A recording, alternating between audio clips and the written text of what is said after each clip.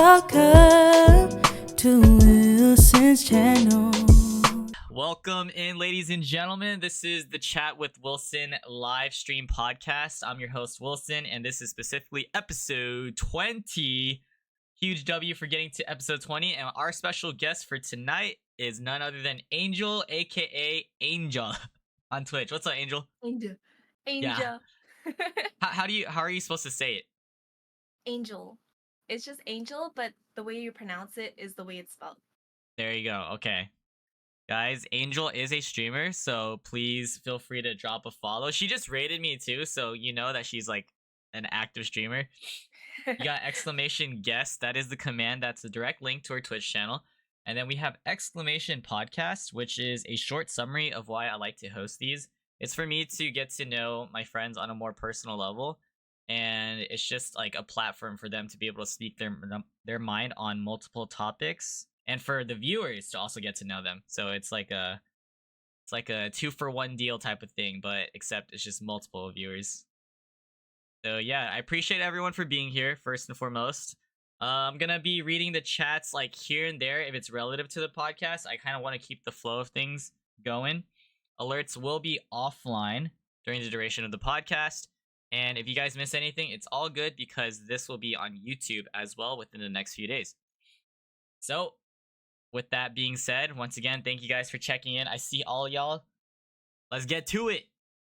Angel, let's start with the nice little icebreaker question, okay? Okay. Like, just to make you feel more comfortable and not too, like, nervous or anything. So, you know that a lot of people in Ohana call each other, like, donuts and stuff, right? Yeah. Yeah, so I want you to give a top 3 donut list of who you consider a donut, and please explain why. Top 3? Yeah, top 3. Drew is a donut. Okay, how would you rank him though? 1, 2, or 3? Drew's the top donut. Okay. Drew's the top donut, and then there's Casey, and then Pico. Hey, congrats, Casey, Pico, you guys made it into the top 3. Can you explain what donut means? I don't actually know what it means. Okay, would you say it's a good thing or a bad thing? You guys made the top 3, right? I'd say it's like a medium thing. Okay. I take it as like a random type of banter type of thing, so. Yeah. Yeah, congrats, guys. Top 3 right here. Alright, how about this? We're gonna switch it up. Give us a top 3 Gaslighters edition. Huh? From Ohana. Top 3 Gaslighters. I know you guys were talking about gaslighting earlier in your stream, so it kind of gave me the idea. I'd say Drew. Drew Drew's the again? top. Okay. Drew's on the top of the list. Let's go, Drew. Congratulations. First place for 2 different things. I don't know. Let's see. I'd say Drew is a good gaslighter. Pico sometimes, maybe. Oh, to be the top 3? Okay. The other one was donut. So you made the top 1 donut. And then I don't know. G's? Okay. So Casey gets switched out. G's is in the top 3. Gaslighters. Hey, this is Angel's list, guys. You have to respect it, all right? So yeah, it's Casey's okay. not a gaslighter. That's why I didn't say it. Yeah, so this was just a little icebreaker just to get to know you guys as well. I guess you guys are now gaslighters and donuts. I didn't know that, but I did at the same time. All right. So let's start talking about you. Give us a little description of who you are and what you're like, and then even talk about if you're more of an introvert or an extrovert, and include hobbies, all that sorts of stuff. All right. So my name is Angel. I went to makeup school, makeup artistry, and I never pursued it, but I have the skills. So if anyone needs to do makeup, ask me. But I got into streaming 2022. That's Okay. where I feel like my life started, kind of. But sorry, I'm just really nervous. No, no, you're fine. You're fine. Just take your time. Okay, 2022. 2022, I started going out and going to raves. Right now, Oh. I'm not really doing anything. I stopped working at my job in January, Hmm? but right now I'm just taking the time to think about what I really want to do in the future. Yeah. I saw that on your Yeah. app. Okay. Yeah. But right now I'm mainly just streaming, playing Valorant. Today was actually my first stream back because I had something that had happened a couple weeks ago, Mm-hmm. and I was like, I need a break because I was streaming every single day, and then this stuff happened, and then I kind of wanted to disappear from Twitch again, Yeah. like I did in 2023, but I'm like slowly getting back into it. I see. Okay. Hobbies, I used to dance, I used to climb, but right now I don't really do anything other than rave, if I do go to raves. Yeah. Um, I don't know. I don't know. How about personality? How would you describe your personality? I'd say after everything I've been through, I'm more understanding as a person. I don't like to talk shit a lot, but if I do, it's because I need help. Okay, okay. Would you say you're more introverted or an extrovert? Okay, wait. Chat. Listen. You're going I crazy talk right now. shit. I talk shit, but it's not like in like a real way, you know? I make fun of you, but it's not all serious. Okay. Even if it makes you guys cry, it's just for fun. It's just for fun. Oh my She god. calls me a monster under the bed. What the- So does everyone else. Oh my god, okay. Yeah, so introverted or an extrovert? What would you say in like group settings, maybe one-on-one I'm settings? an ambivert. I'm very introverted, but then once I like get to know you and stuff, I can be very outgoing. I think. Hmm. Yeah. Okay, okay. Do you prefer to like have one-on-one like type of conversations and settings, or would you like rather be in a group, like with a group of people? I would rather be in a group of people just because I'm very like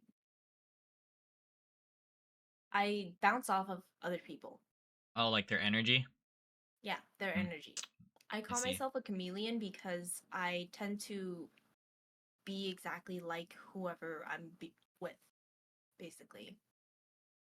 Oh, you've actually said that before. I've heard you Yeah, talk about that. yeah. Okay. So if you're near like someone with really high crackhead energy, you just like I'm just also yeah, gonna give off that give that energy. same energy. Hmm. So what kind of energy do you get from all these guys like from Ohana and chat then? How'd you I describe their energy? how would I describe their energy? It's very like they like to insult each other. So I also start insulting each other. So you stepped up your bantering game because of them? Yeah. And would you describe them as like wholesome as well? Yeah. Okay, there you go, guys. You guys are taking some W's. Wholesome. All right, we're gonna talk about the beginnings of your life, whatever you're comfortable with. Once again, okay. So, what was your life like growing up? Kind of like your area and your family, friends, yeah, that So stuff. when I was growing up, I lived downtown and it was very sketchy. And Mm. I grew up kind of having to be really cautious about where I'm going just because of kidnapping and stuff. I actually was almost kidnapped as a kid. And it was it was scary, but it was also like it probably wouldn't have happened, but I also don't know, you know. But there was a guy that had a plastic bag. This was back in the day. This is like when I was really young. And it Okay. was like there was like no cars on the road and everything. And my grandma was dropping me off at school. And I was walking across the street and this guy had like a plastic bag and he looked really sketchy. But he looked like he was gonna like come beside me and just like take me and put me in the plastic bag. Oh. That's from my grandma's perspective. Mm-hmm. And she was like across the street and I was like walking I was about to walk across the street and then she like started running towards me to like grab me to like, walk me across because she would usually just like leave me alone and then like let me walk to go to school. W bag Oh kidnapping. my god. What? What? But yeah, that's what I've been told when I was younger. I don't really have a good recollection of That memory specifically. that memory specifically, but she told me that. Yeah.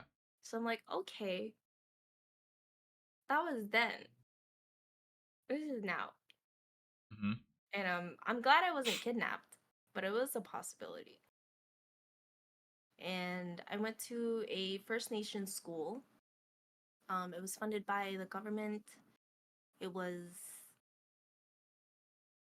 it was an experience because I grew up there. There was a lot of bullying going on. I think as a kid, you have no sense of like responsibility or like understanding of how important it is to treat each other well. So everyone just treated each other like shit. At a First Nation school. What is that?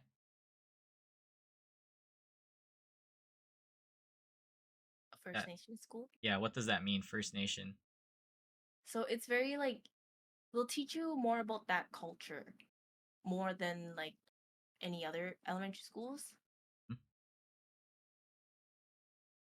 But I was really young, so I don't really remember much from then. Oh, okay. And then I think grade 6 or grade 7 I had moved.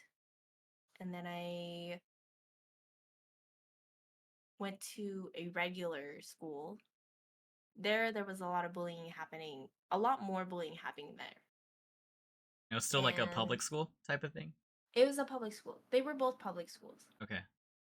But there was a lot more bullying there because I was a new kid. And I don't know, school just sucked for me.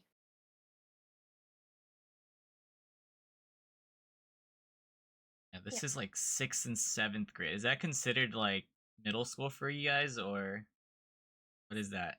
Elementary? That's still elementary school. So our grades in Canada is kindergarten to grade 7 and then grade Mm. 8 to 12 is high school. Oh, okay. Yeah. All right. So go ahead, Depending on continue. province. Yeah. Mm-hmm. Um but I had a lot of struggles. I eventually picked up a hobby which was dance.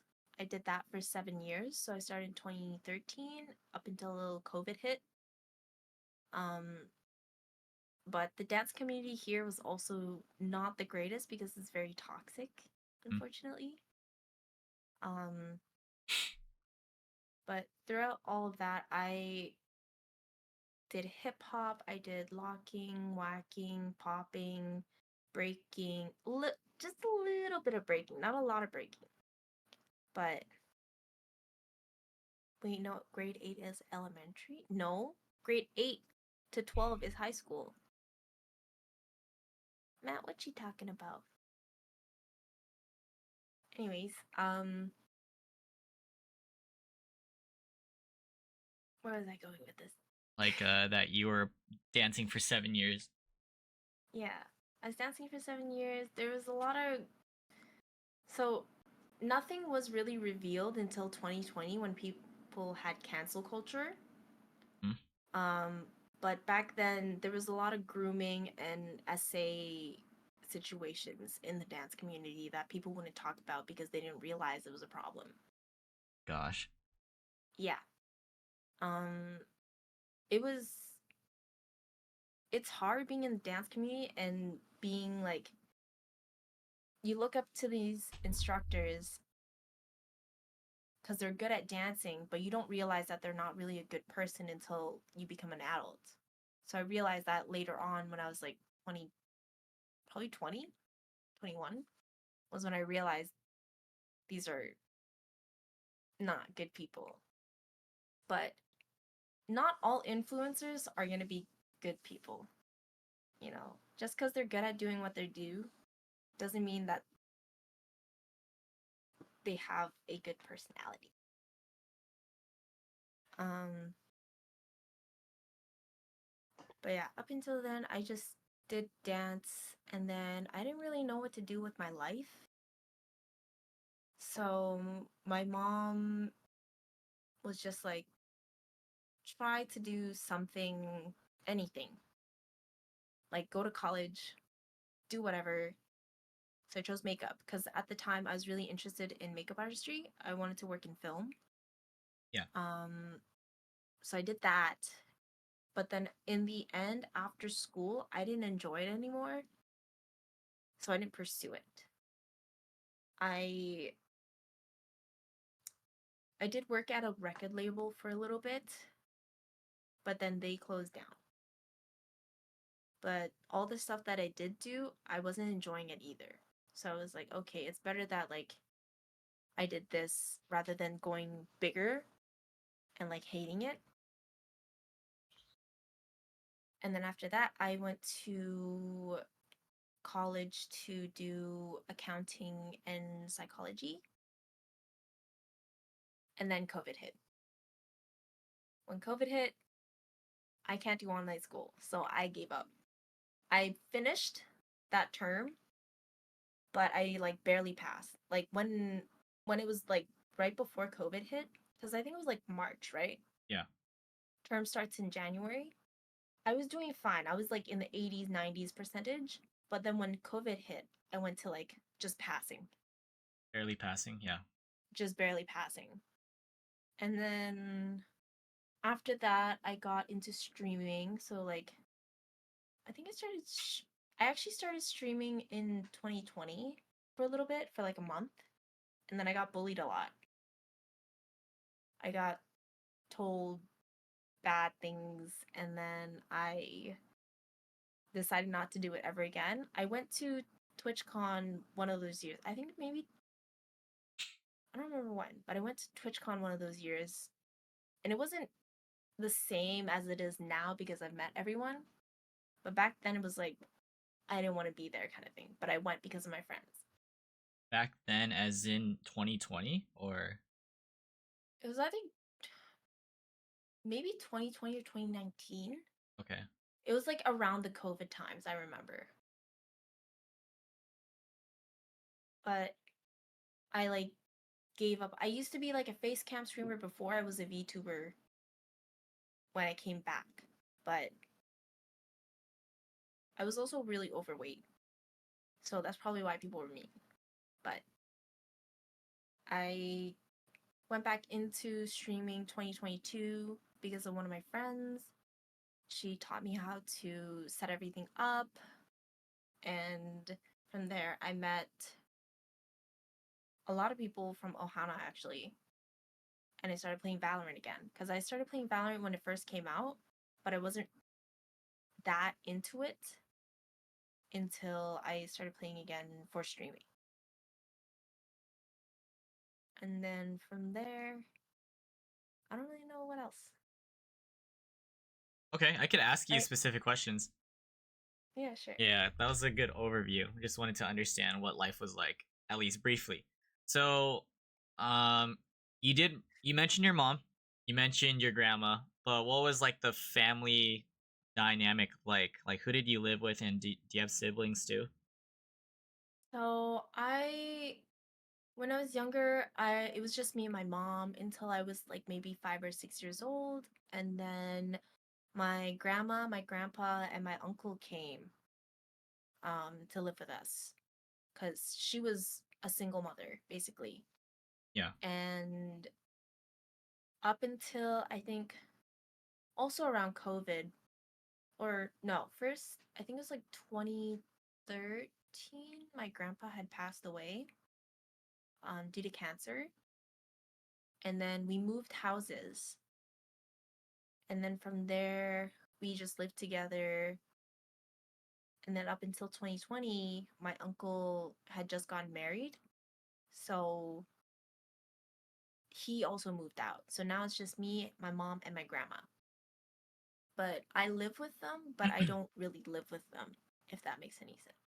Like, we're very separated, we're not very close.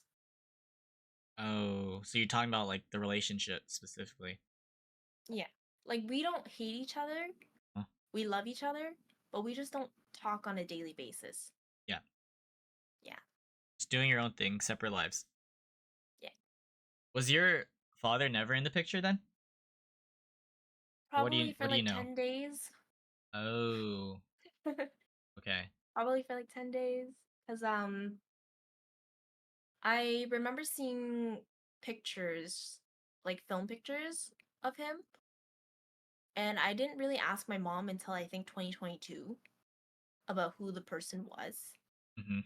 And then she like told me like, yeah, that is your dad. Because we had like a photo album, and it was tucked underneath other photos of me, just me. But then one day I was like flipping through them and I was like, oh, why is this one thicker than the others? And I pulled it out and then I saw it. And I was like, oh, this is a random dude I don't know. Maybe this is my dad. So I asked her. I didn't want to ask her because I feel like it would be a sensitive topic for her, but I asked anyways. And Yeah, she told me it was. But I never like went out to like search for who the person was. I see. So you don't really know like too much info about him at all. It's Yeah. that he's still exists. Yeah. What was your mom's parenting style like for you then when you were a kid? Like how did she handle discipline? Like was she kind of around as often, or just like I would imagine she'd be busy like working or something. So as a kid, I was left at home alone a lot. And funny thing is, there's this one time when I had chicken pox and I was not allowed to go to school, of course. Yeah. But my principal, weird thing, my principal called my family, called and asked where I was, and I picked up and I was like, oh, I'm home.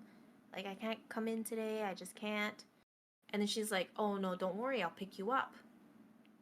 Which is really weird because I don't think principals would usually pick me up. But also, it's a First Nation school.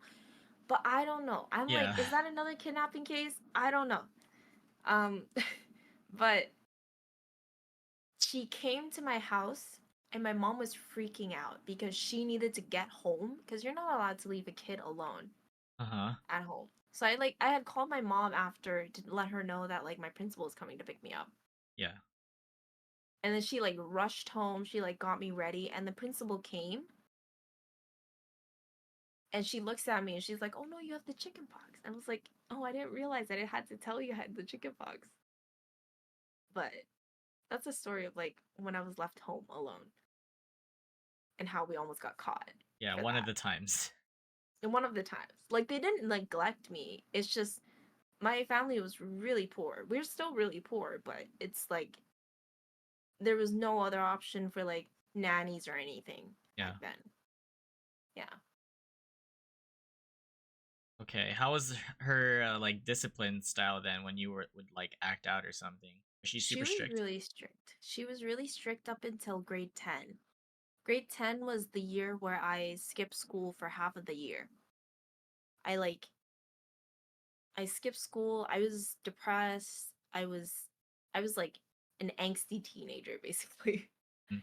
And I would skip school, but the funny thing is I would skip school to go to another school cuz Hang out my with. school didn't Huh? have my friends. The Okay. other schools had my friends. The other school was like 10 blocks away. So it's not that far. But I couldn't transfer. They wouldn't let me transfer. The schools wouldn't let me transfer. Um, and I like tried to apply to two different high schools because I have like different friend groups, right? But I would try to apply, but they wouldn't accept it. So eventually I went back to the same high school. And eventually my mom like kind of realized how sad I was. Mhm. And she like gave up on like me becoming a lawyer or a doctor and stuff. But I think after that, in grade 11 was when I started like actually doing well in school because I got like 100% in math. Actually, I got 111% in math, but they can only put 100 in the papers. And I feel like I was doing really well, but I wish I had started earlier. If they had like been more lenient when I started high school, I would have been more open to like studying and stuff. But because they were so strict, I wanted to rebel. Yeah, and it was always like that up until 10th grade. Grade 10. Yeah. I see. So, well, like, what were you like specifically in school? Like, what was your personality like? Who did you kind of click with? I was probably that like nerdy kid, that annoying loud girl back then. I mean, I'm still loud now, but like I'm not as annoying, I think, unless if I'm like purposely doing it. Unless if I'm like picking on Matt. True annoying loudest. But I used to just want to hide away from people at school. Like I would sit alone at lunch as much as I can. Like I did have friends, but it didn't feel like friends who wanted me to be there. It just felt like friends who wanted me as like a joke. Okay. This was in both your schools, right? The First Nation and like since you moved. Elementary school and high school, yeah. Yeah. Do you remember like how they would specifically bully you and how you'd react? They would just pick on me, fight me, like legitimately fight me. Like I had this one time in grade 6 when I had just moved schools. Yeah. This is such a bad story, but it's really funny to me looking back at it. But I was like trying to be like tough so that I wouldn't get bullied when I had just moved schools. And one of the dudes was like, "Hey, I heard you said you're strong." I didn't say I was strong. There's just people talking like that, telling people that I was saying these things. Spreading rumors? And he Uh-huh. was like, "Yeah, spreading rumors." And then I was like, "No." And he said, "Meet me in the playground after school." Like this is like Wow. legit.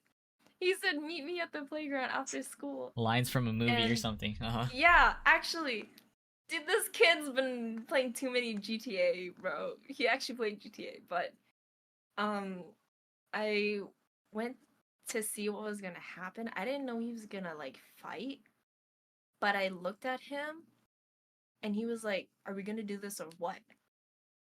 And I was like, "Do what?" And I said that, and he's like, "Fight." And I said, "What?" I said, "No, I'm not gonna fight you. I'm not gonna hit you." And I look at him. He says, "Okay." And then he punches me in the face. Oh He like fuck. straight up punched me in the face so freaking hard, and I just stood there. Like, I moved as much as his force could move me, but my feet was still planted. So you ate the punch. Uh-huh. So I ate the punch, and then he walks away. And one of my friends, back then I had like one singular friend. Yeah. My friend just looks at me and she comes up to me. She's like, "Are you okay?" And I was like, "Yeah, I'm fine." Like, I held it in. I was trying to be the tough kid, you know? It was like, "Yeah, everything's fine." And everyone was just like watching you guys too? Yeah, he had like his boys there. He Huh. just gave me one punch, looks at me, and then walks away. And then the next day, he finds me on Facebook. He messages me. He's like, "Hey, I think I have feelings for you." What And the I'm like, "Huh? What? You just punched me and now you're, huh?" Okay. And There's no way. this is such a dumb story, Holy shit. but it is true. I don't know what's going on in that guy's head, That's but that happened. And then eventually we became friends. We were hanging out for the whole entire year. We were really close. We would get food all the time. Like, I met his parents. We were just friends. Okay? He never asked me out. He never, like, we were just friends. But in the summertime, he told me one day that he couldn't do this anymore. And I was like, "Do what?" And he's like, "I think we need to break up." And I'm like, "We never even dated. Oh. We never even dated. We never kissed. We held hands, but like, as kids, I hold everyone's hands." Sorry. Um, but after that, I was so confused. I was hurt because he was like my best friend, and he did that. And then when school came around, I like wanted to ask him like what was going on, like why he's like cutting me out and stuff. Yeah. And I think in his head, because we were dating, he needed to cut me out. And then the next week, I find him hitting on my best friend. And I'm like, "Okay, all right." And then they start going out eventually. But I'm like, "Okay, you gotta stop telling people that we dated because we never did." And ever since then, every other year, he would start dating people around me. So, first in grade 7, there was my best friend. Grade 8, I had met someone new in high school. And I think like a month or two after, he started going out with her. And The then the hell? next year, he would start going out with another friend that I had already like been friends with. And that happened until grade 11. And then he started dating like he would date every other girl, like every year. And it just got to the point where I was like, he's kind of psychotic. Like, I don't know why he's doing this or what's going on in his head that he has to do it every summer where they like just cut him out, but there is something wrong with him. Like a serial dater in his head. Serial dater, yeah. That's crazy though, because even though he's deemed as psychotic, everyone's still like, going for him. That's Because strange. it was very, there was a very big manipulation tactic going on, I think. Like, he was Wow. very charming,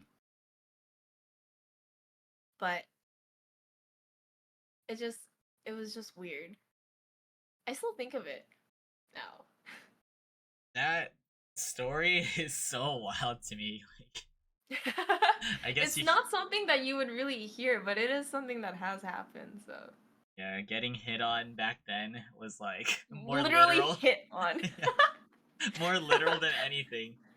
Yeah. Wow, and then in his head, you guys are together. He breaks it off. Holy. Um. But Yeah. then I don't know why I was the exception of like where he didn't actually ask me out, and I never thought that we were dating.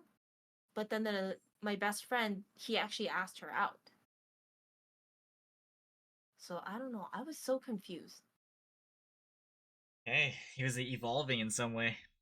Yeah. Yeah. And this all started from the topic of bullying, so Yeah. you had to deal with that. I had Turned to deal into- with that. What other challenges would you say you had to like face when you were growing up? Particularly in, I Mm, guess, like elementary and high school, and then with family.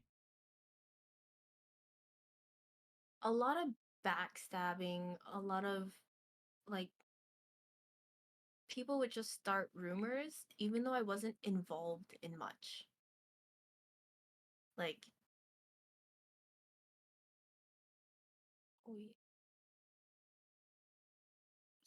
sorry, let me just fix this real quick. No worries. Um, there's just a lot of like people would make fun of me because I had glasses. I always wore like baggy stuff. I never like felt comfortable wearing like girly things. I was like a tomboy. I think I still am, but it was more like a defense mechanism, you know? And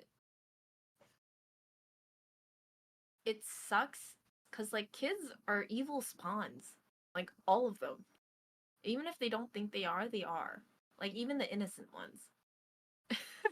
And I don't know, I don't really know how I dealt with it. I think I just went home and cried or wrote in my diary. Like sometimes I'll like find my old diaries and I'll read it and I'll be like, ew, why did I Ugh. write this? Who is this? This is not me. Um, but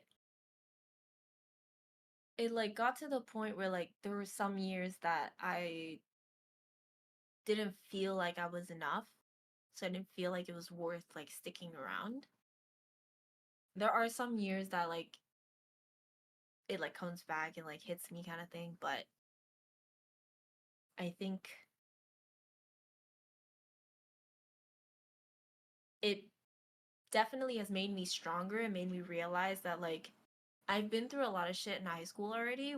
What more can really bring me down?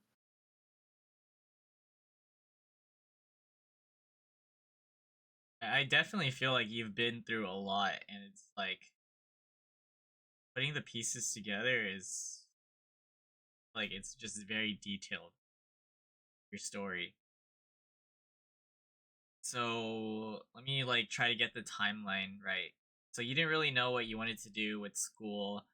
You were kind of like a nerdy kid, you said, who was like also loud. You got bullied, a lot of backstabbing.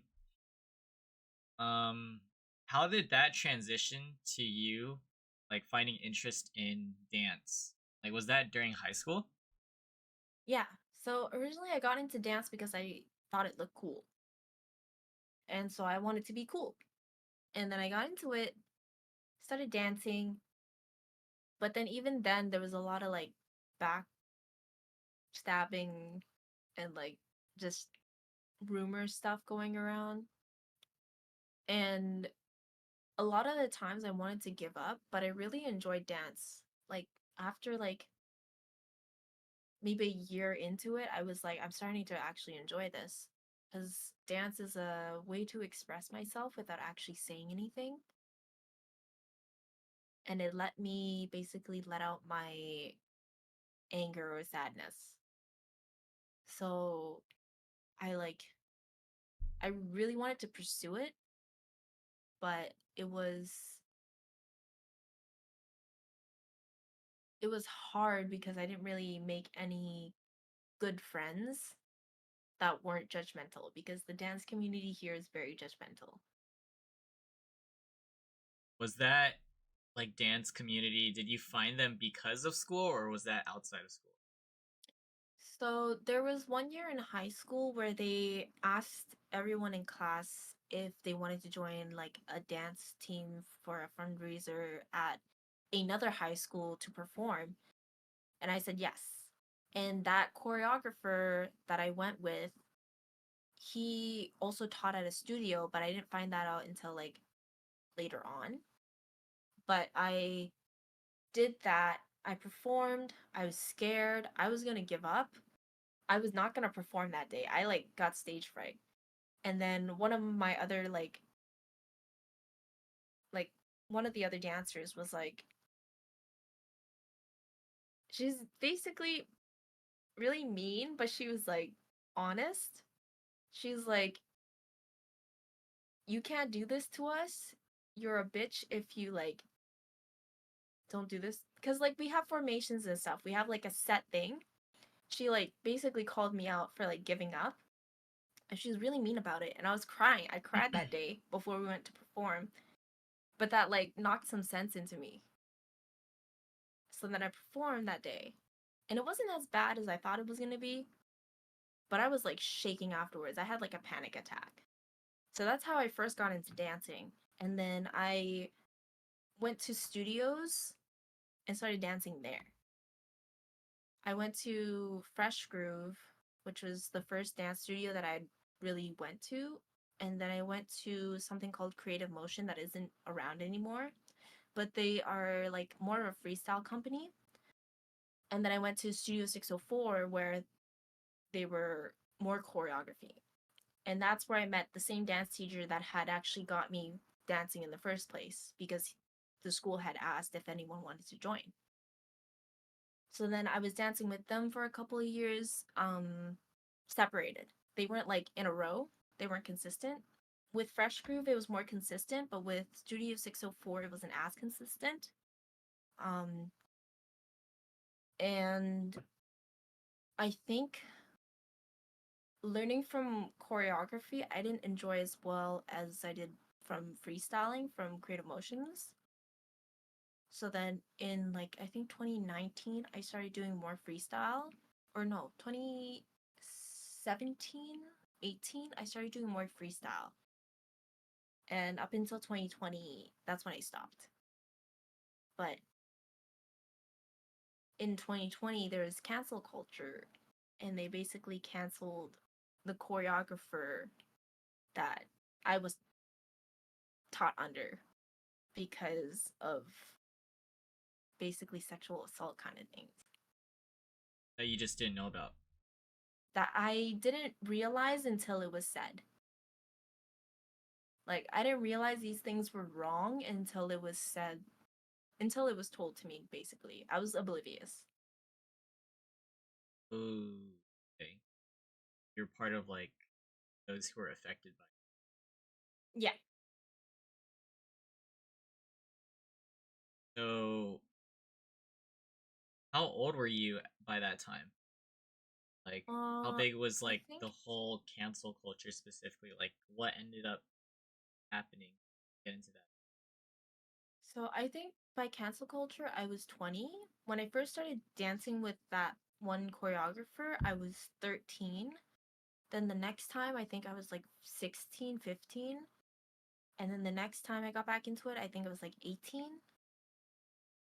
And then by 18, that was like the last year I'd stopped dancing with that person.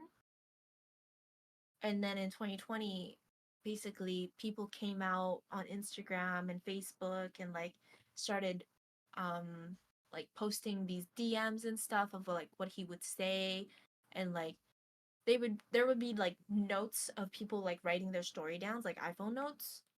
And like there was this one part where like I didn't realize this was wrong because he's gay. He's gay. But I didn't realize this was wrong until this person had said this. But they said that he would always like come up to us and like touch our boobs, and like he would laugh about it and be like, "Oh, don't worry, I'm gay."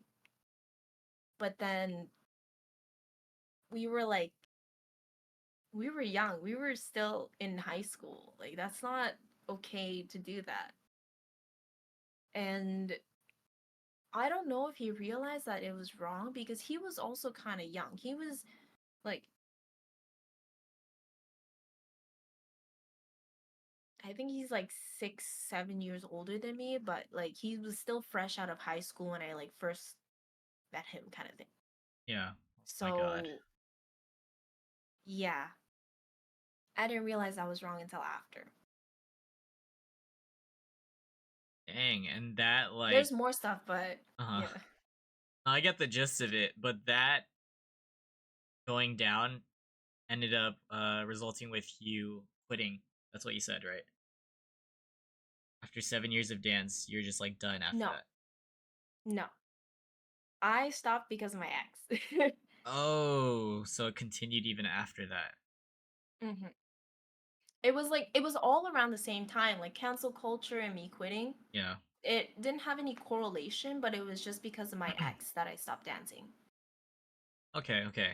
We'll probably get back into that then, because then, yeah, just to get like the flow of things. Other than dance as one of your interests, you said you didn't really know what you wanted to do for college, but then you started going towards like the makeup route. And while you were in college, what was your life like? Were you involved with school?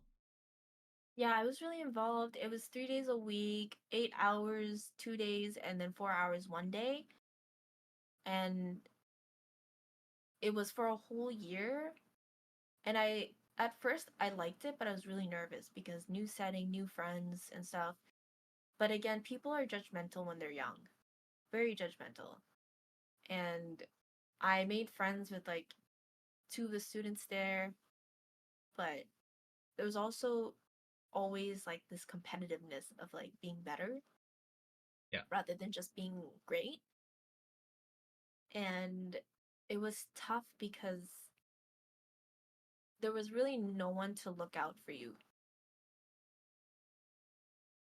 And I really didn't enjoy that setting, I guess. Maybe it's just because it's makeup artistry, but that setting was just very competitive. And I just eventually, after I finished, I just didn't want to pursue it anymore. So was that like a whole 4 years type of thing, or how long did it take? No, it was just one whole year. Oh, After to the year, you finish. get a degree, and then you can apply for like film. You can apply to become a makeup artist. You can apply to become like a bridal specific like makeup artist. You can apply to salons that offer makeup services, Sephora as well. But honestly, at Sephora, you don't really need a makeup artist degree, but it does help with like applications and like getting you connections and stuff. That's why I feel like a lot of people who work at Sephora is because like of the connections that you can make Yeah. within the industry to get you into the film industry. You also need like a different license for film, and I did get that because that was my end goal, but I didn't pursue it in the end. Aside from dance, what were you like involved in, or what did you do for like, I guess your free time before all that streaming stuff? It was just dance. I was dancing every single day. I would go downtown every single day, freestyle on the streets and the ice rink. Because there's like an ice rink that's like closed Yeah. during the non-winter times that we would just dance at. But even outside, like there's the ice rink and then there's like the ground that's around it. We would dance around that when the ice rink was an ice rink. So yeah, I did that for a very long time. I even got into K-pop a little bit, but I like eventually quit because me and my ex had broken up. And then I'd gotten into climbing after that. Okay, okay. So climbing was another thing. Do you want to talk about that? I know I read that you ended in 22 because of an accident, right? So what was like the Yeah, lead up to so that? I started climbing because there's this guy I liked. It's always a guy. But um I got into it. I started doing it every other day. There was never a day that I would stop. 2020, I think I started in November, and during December, Christmas week, they were gonna close for like 3 days. Sorry. And then I was like, I'm not gonna miss out on like these spare days that they're gonna make me miss. I'm gonna climb this whole week before like their closing days. Yeah. So I think I climbed like 10 days in a row because I was like, I don't want to miss out. And then eventually I applied to work at the climbing gym. I got the job. Um I think when I got the job it was like in May, March, and during the first week of my job, there's orientations. I worked like one shift, and then the next thing you know, my next shift, I got into a bike accident, so I couldn't show up for my shift. But they were really understanding about that. I like went to the hospital, got like the paperwork to like show them that I did get injured and stuff. And then I went back to work. I worked with them for almost a year up until my accident. Was it 2022 or 2021? I can't remember now. No, it was 20. It was one of those years. And I worked at three of their locations, very far away from each other, but I wanted to do as much as I can for the climbing community because I was so invested in it. And then when I went climbing one day, we were climbing in one of the gyms that I worked at, one of the locations, and I was doing a dyno and I accidentally slipped and fell forward and landed on my ankle and my arm first. So it cracked and it broke. And then after that, I basically couldn't work anymore. They said it would take until August for recovery, for like full recovery, which is like miscommunication from the doctor because I thought they said that I would have to keep a cast on for like that long. But I only had to keep it on for like about 2 months before I was like fully functional again. And my workplace told me that they'll terminate my thing for now and then I can reapply when I can work again. But they didn't do that. They instead basically got me to say I'm quitting and then never hired me again when I reapplied, which sucks because Yeah. it was a place that I really wanted to invest my time in. It was my favorite gym.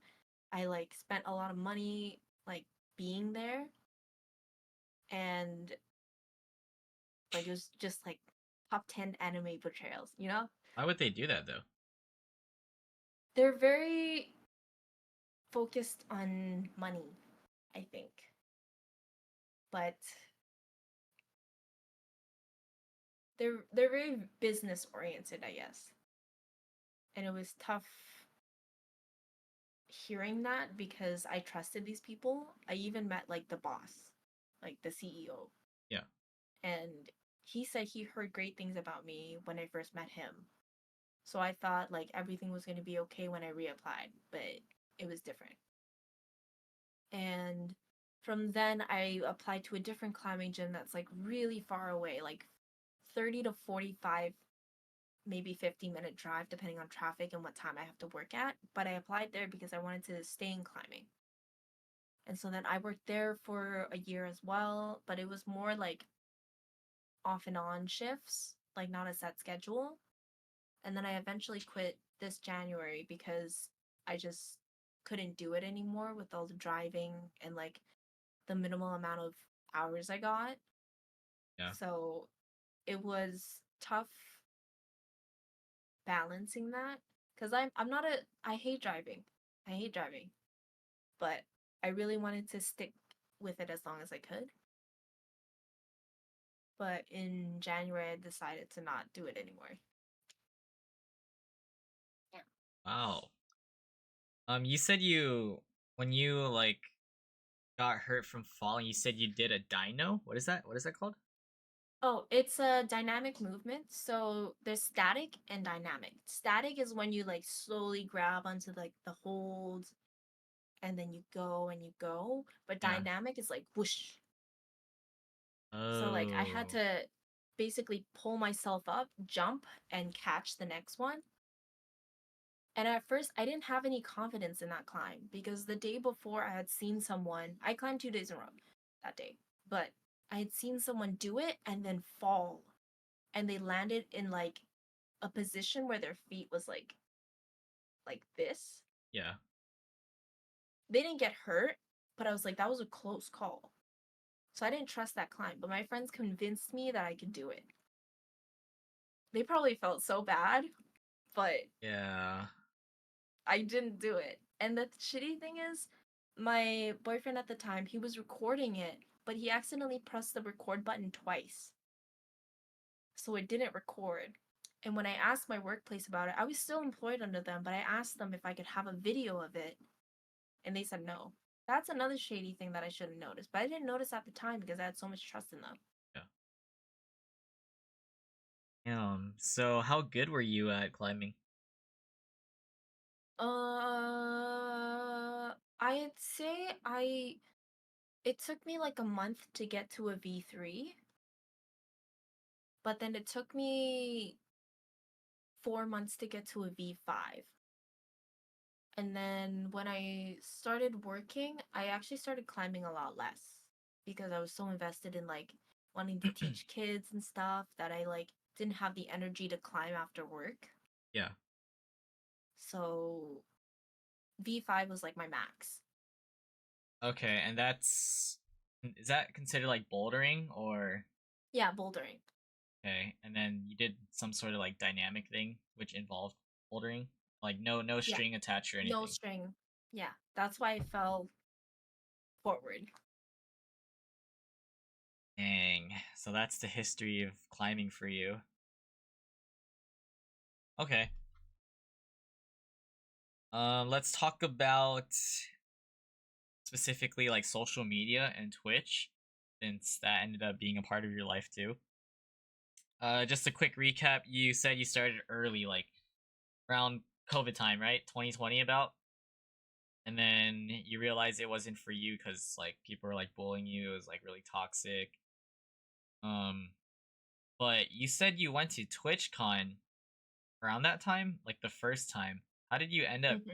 like going to TwitchCon? Like, did you meet a community of So people that convinced you to go? the reason why I went was because the reason why I got into Twitch in the first place was because my ex's friend was in Twitch. And I was like, "Oh, streaming seems cool. It seems fun. Like I wanna do what you do." And he was a really small streamer. He doesn't stream anymore.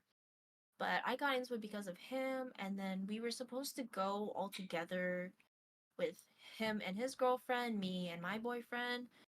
But around that time, me and my boyfriend had broken up, so it's just me, him, and his girlfriend. And then we went to TwitchCon. We like hung out. I met his friends from Twitch, but they weren't my friends from Twitch. Like my only Twitch friend was him, and so I went without any community basically. Dang. And I guess that's why I didn't enjoy it as much was because I didn't really meet anyone there. It was just to go to be with my friend that is already in the same city as me. Um, and we like stayed on the strip of where like the convention center was. But that was why I went to TwitchCon. And the shitty thing is I paid for my ex's ticket, flight and TwitchCon. So he didn't go, so I wasted that money, unfortunately.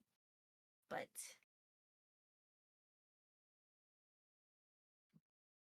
This I was in think that SD, like San yeah, Diego. it's an Okay. SD. Yeah. But I do think that that's the reason why I didn't really enjoy it was because I didn't have a community around me. Yeah. I didn't find the right people. Then you eventually disappeared, and then talk about how your interest like was reignited, and then how you got into streaming, the journey then, and then also taking a break again because you said you took a break in 23, right? Yeah. Yeah. So So go ahead. I met Uzuki, through one of my friends, and she got me back into streaming. And that's how I met Pandahan. That's how I was introduced to Pico and Drew and Casey and basically everyone else. And from there, I was streaming off and on already. I think like for the first month when I got back into it, I streamed every single day for 33 days. And then Oh. after that, I was like, I need a break. So I took a break and then I would stream like once or twice a month kind of thing, maybe miss a couple months. And then eventually I was like, okay, I'm gonna go to TwitchCon, so I'm gonna stream a little bit more. I heard my name. But um I like was lucky enough to meet Hein. He was the one who like took care of me that year. That's how I met you. That's how I met Annie, Crushy, everyone else. I was even invited to like the Ohana like stay get together that they had during TwitchCon That same year? and that same year. Yeah, Oh, wow. yeah. And then I was also invited to go to Griffin in November with Drew, Pico, Emmy, and them. And it was a good experience. It was nice to actually see people and like I feel like the friendships that you have with people that are longer distance are the better ones compared to like the ones that are like very close in distance or like the ones that you like talk to every day because there's always something new that will happen in each and everyone's life. But if you're hanging out with them every single day, you already know what happens and it's hard to like spark up a conversation sometimes. Yeah. So I really appreciate all the people that I've met through Twitch. But from November, I went to the event, came back home, needed a little break again, and then I started going out with someone. And at first it seemed great, but eventually I realized that it was not the best because I stopped paying attention to my friends because of the singular person. And I have BPD, so that tends to make me more focused on my partner rather than like my friendships because I'm so like narrow-minded into that relationship. And it took me a while to figure out that it wasn't a good relationship for me, so I eventually we broke up. And eventually I came back on Twitch August last year. And it was interesting because I didn't know how many people would actually come back to the stream. There were some people that I didn't recognize because I have really short-term memory, but there's some people that I had recognized, and it was nice to see them again. So then I started reconnecting with people. I started like going to raves because I don't know, being on Twitch had made me like come out again. But I like started going to raves. I like started meeting new people again. And then I decided to go to TwitchCon last year, which is how I like met up with everyone again, planned the road trip to go to Breakaway, to go to TwitchCon, to go to RL Grime, to go to Escape, and then back up. Breakaway. But yeah, that's basically how it is. I like I'm very often on streaming. I really want to try to figure out a schedule, but it's hard because I don't know if I have an end goal in streaming. Because like I always try to edit my videos, but I'm never successful in like actually editing them and posting them. Like I have so many clips that are unedited, but I'm like, when am I ever gonna actually like be focused and doing? Like Yeah. I'm more focused in doing stuff for other people than I am for myself. So I can never really do that. Like there was a week where I would edit my videos. I have some videos on TikTok, but that was just that week. And then I like gave up on it. But then if I have like a project, even if it's my own project, but it's for someone else, I will put in the work for that. Because I will rather make videos and content for someone else because I'm so I don't know, I just have that need, that want to like do it for someone else compared to like doing it for myself. Yeah. No, I Yeah. definitely get that feeling for sure. So, are you generally big on editing then? I like editing. I wouldn't say I'm good at it, Yeah. but I like editing. I used to be a videographer, photographer, makeup artist, social media person for the record label that I was working for the year. So I did everything. But because I wasn't doing it for myself, I was doing it for them, I put in more work and effort. Yeah, I see. Yeah. Definitely, it sounds like it's difficult for you just like to have that self motivation because maybe you just don't have like a set direction where you want to go with Yeah. it, anyways. So knowing that people have like a general direction, you're willing to help them just because that's Mhm. who you are as a person. Mhm.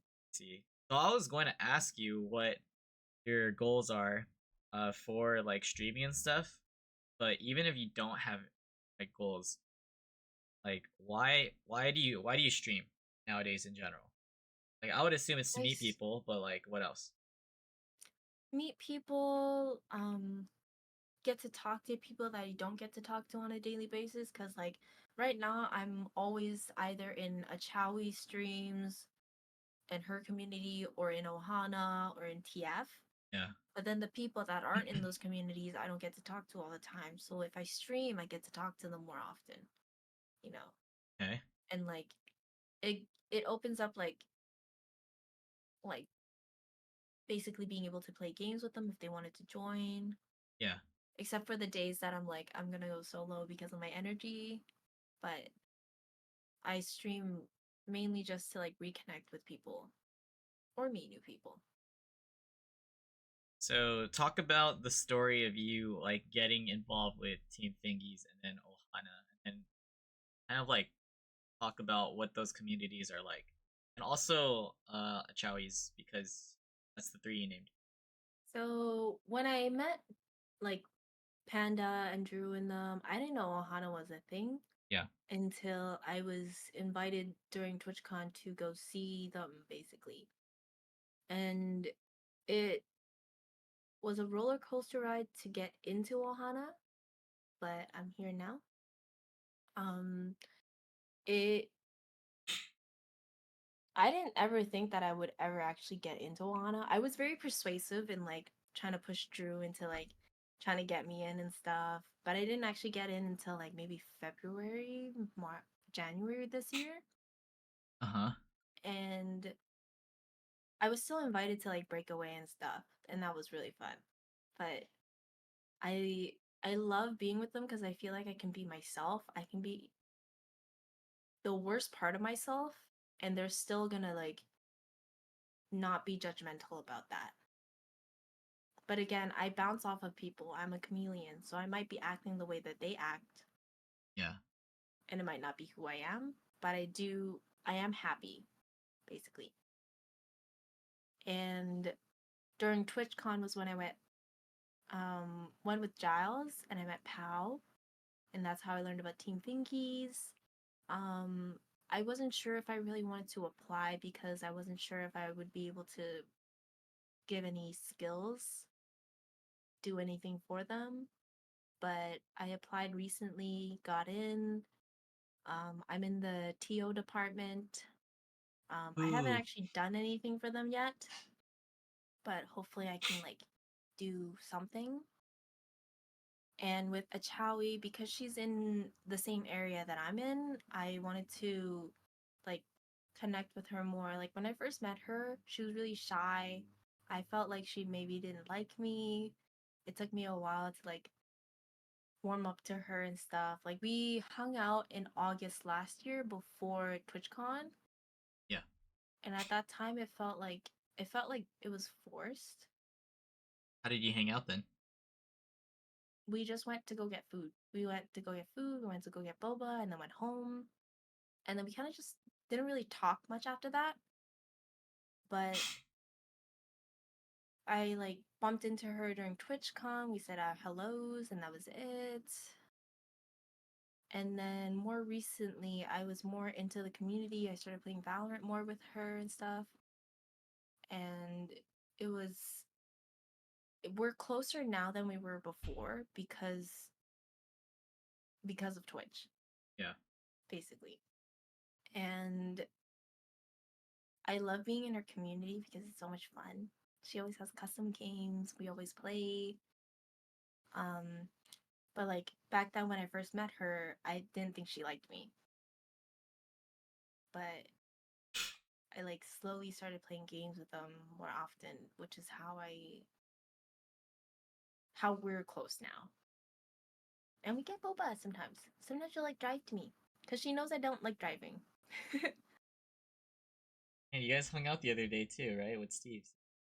Yeah, we hung out with Steve. Annie basically tortured him, and he's a sadist. Huh?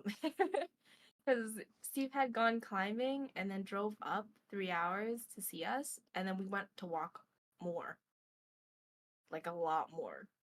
Yeah. And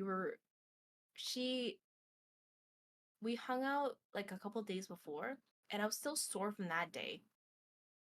But then when Steve came, we walked even more. She's a very like outdoorsy person, but there's just no one that she can be outdoorsy with. But yeah, we did that. We went to go get food. We went to sightsee basically. Showed him around like the beautiful downtown areas, and he slept over. We hung out, and that was it basically. He Yeah. like had to go back the next day. He But it said was nice. you were a great host, by the way. So Aw, thank you. yeah, I didn't get to talk to him about his trip, but then he like briefly mentioned certain like things and said you're a great host. I try to set it up like as if it's an Airbnb. I bet that's what comes to mind when I hear a great host. Something so nice. Okay, so it's interesting. You met Ohana in 22, and then something about Ohana made you want to like join, and then I didn't know that you were like asking Drew about it, and then the following year, because of TwitchCon, you met up with TF, and then now you're in TF, right? So how would you describe the differences between those two communities? mm, I'd say Ohana is. I'd say they're both very closed and open. I don't know how to explain it, but like Ohana has a more stricter application process than TF, but Ohana is more for their community and TF is more for out community, if that makes sense. Okay, no, it does. Like I'm involved in both of them too, so I want to hear your perspective. Yeah, so Yeah. like there is a community in just say I'm doing a bad job. No, you're not doing a bad job. You're doing a great job. But there are, I feel like Ohana isn't as active as TF, Oh, okay. but that's not a bad thing. Like, your community can stay your community. Wait, Drew, the worst owner behind Jenny Bus? Who's Jenny Bus? Talking about the Lakers owner, Genie Bus. But anyways, Oh my gosh. Okay. Anyways, um, I don't know. I don't really have an opinion on anything between the two. I like both of the communities. too. There is I I do feel like there is a little bit of a divide between the two, but I'm sure with communication it could always work out Wait, divide like within the two or literally between the between the two. two? Okay. Got motion? What do you mean Sure, got for sure. motion? I've been seeing that a lot about seeing the term for motion. Yeah, What welcome is in, motion? Jay. What does that mean? Welcome, welcome. We're chatting it up, episode 20 right now, featuring Angel. We're talking about Twitch and social media, wrapping things up with that. I guess there's different ways of like motion, but I hear motion is like think like you just got it, that energy. It could be even compared to like Riz or something. Just got it like that. Um, so you're uncertain about like your future with Twitch, but you're still enjoying it because you're meeting people. You're in like great communities. How do you handle the negatives? So like the flip side, because I'm sure you've had your fair share of negative experiences on Twitch, whatever you can talk about. And how do you cope with that? So back then, I would complain. I would complain, but then eventually I just started giving up and I would just ignore the problems. Because eventually it does go away. And sometimes if there's a problem that pops up, I try to analyze it as much as I can and then talk it out. But if not, then it just disappears.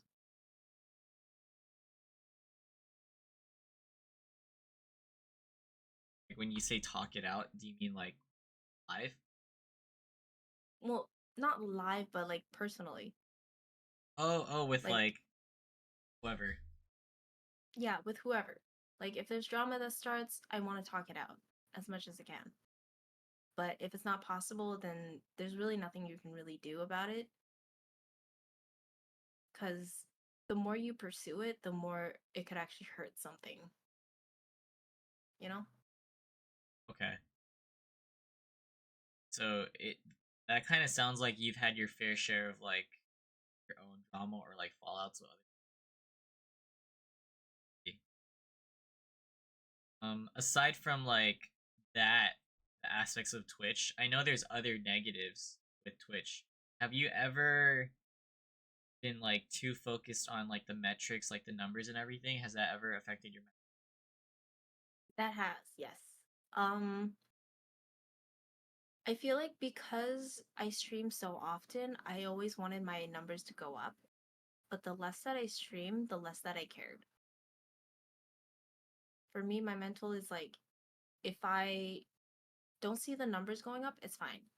Because my goal now is just to reconnect with people or to talk to people that has been in the community that want to catch up. But when I was first streaming, I was like, oh, I want to be partner. Oh, I want to do this. Oh, I want to do that. But that was really bad on my mental because I got depressed because of it. yeah, like you I was set like those always talking down on expectations. myself. Yeah, basically. So I guess that's why it's good to take a break from time to time because like numbers don't make who you are. Just because you have low numbers doesn't make you like not funny or a bad person.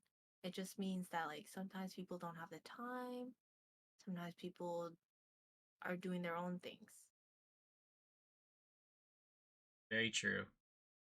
So how do you deal with that? Because I feel like when you're a small to medium streamer, there's many times where you're literally just talking to yourself, right? You could have some viewers, but maybe they're just inactive or whatever. Like, how do you deal with like chat when nothing's going on? Mm, I don't really deal with it. If it's quiet, then it's quiet. I will still play games the same way that I will play with my friends. I mean, there are of course like some TOS stuff, but like especially with Ohana. Oops. but Okay. but I will still do the same exact things. You have like what advice would you give to new streamers? Be yourself, don't care about the numbers. If you want to ignore a person, ignore the person. If you don't want to like just don't be a chameleon. Just be yourself. Cuz the people that you're supposed to meet will come to you rather than you searching for them. That's a good one. It'd be very difficult trying to like find genuine and real friends, but I do feel like there's a good chance that they always would come. just naturally. You're not expecting it to. Hmm. It's like dating apps. Not everyone chooses the person from a dating app. They'll choose the person that they meet IRL instead. Other social media aside from Twitch, how active are you on those platforms? Not as active. I'm like very off and on of everything. Like Valorant is probably like the one thing that I've been like on every single day kind of thing. Like I will like even if I'm not playing, I'm logged in.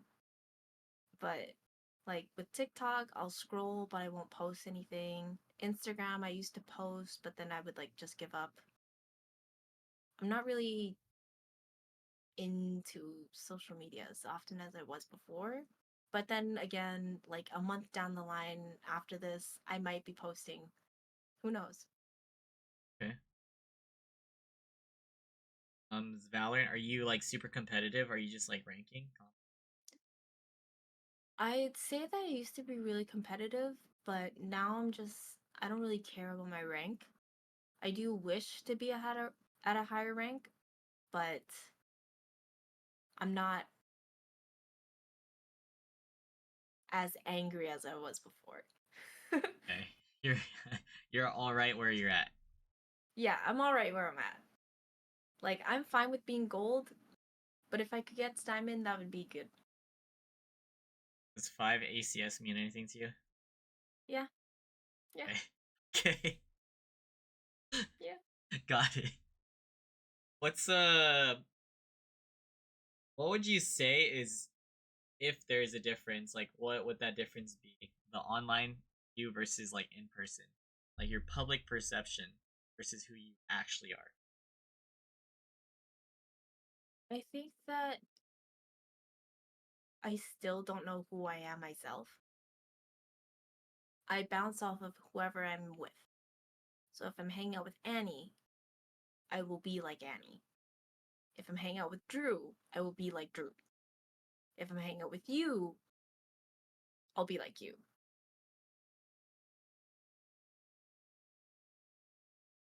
That's always very interesting because then I always like to just like ask you to describe what that means specifically, like how you're reflecting those people.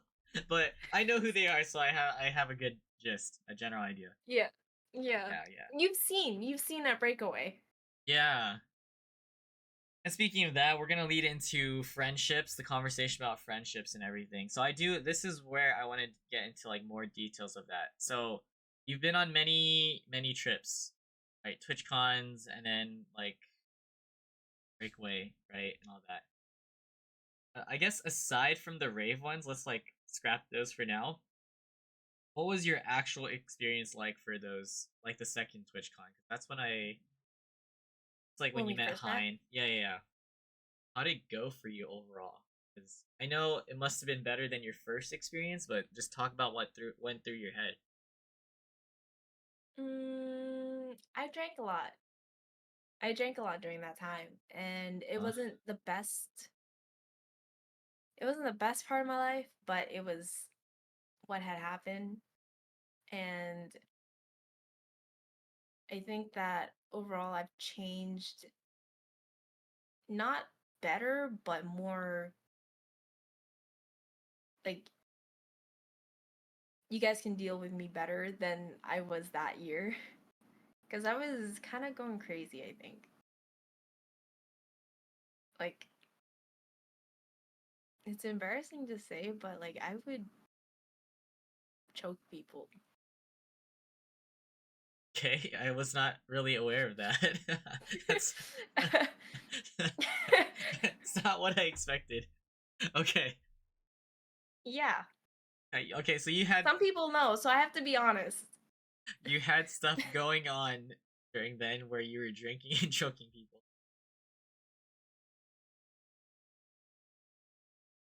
It's So embarrassing. It's embarrassing. That time was really embarrassing for me because I look back at it and I'm like, I wish I didn't do all the things that I did back then. But it already happened, so I can't change that. okay, you say embarrassing, but is it because like you dealt with backlash or something back then? What happened? What makes you feel that way? I just don't think I was a good person. I just don't, because of my BPD, it took over a lot of my life because I was unaware of a lot of the things that I was doing that was wrong. And some people may not look at it as a bad thing, but for me personally, don't, I wish I had never done the stuff that I did, like choking people, talking about people, um, behavior issues. Yeah. See. Okay. Um, Actually, before getting into like the specifics about friendships and stuff, do you want to talk about like how and when you figured out you were like diagnosed? Because you were actually diagnosed with quite a few things that you and also that you've listed on the app. Yeah, so I was diagnosed back in 2018, 2019 with BPD, but I didn't know what BPD was, and I wasn't interested in knowing. Again, I was younger back then, so I didn't put the effort that I should have put, and I was not self-aware. I'm more self-aware now than I was before, but it was tough for me to hear for the first time back then. I got re-diagnosed in 2022 or 3, 2023, May 2023. I was re-diagnosed with depression, anxiety, PPD, and like other physical stuff. But I remember that week, I like cried a lot because I was like, I don't know who I am. I don't know what I'm gonna do. I still don't know what I'm gonna do with my life, but at least now I'm like more aware of it because of everything that has happened in my life. It has made me open my eyes to see that I'm in the wrong, basically. And that whole week I was crying. I was like suicidal. I was in a really bad place. And I don't go to therapy because none has ever helped. I think I should, but also money wise, I can't. Um, but because I studied psychology, I think I'm really self aware of what I've already done wrong. And it's still, I think I still have it, but it mainly comes out when I'm in a relationship with someone because I feel secure in the relationship that I behave a certain way.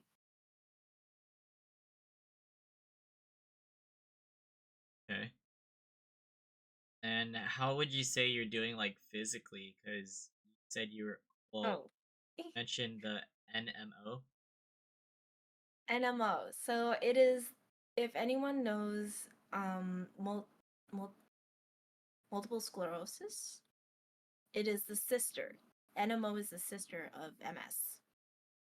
And at first I was diagnosed with MS, but then they later on found out that I have NMO, which I don't really trust because it could also switch back to MS, but it's basically like a paralyzing disease that's found more prominent in North America. Um, Usually it shows up in your 20s, and I was diagnosed with that. And with that, I like my first symptoms were numbing. I couldn't move. It was painful to even shower with water, like any temperature, because any touch to the skin was just burning pain.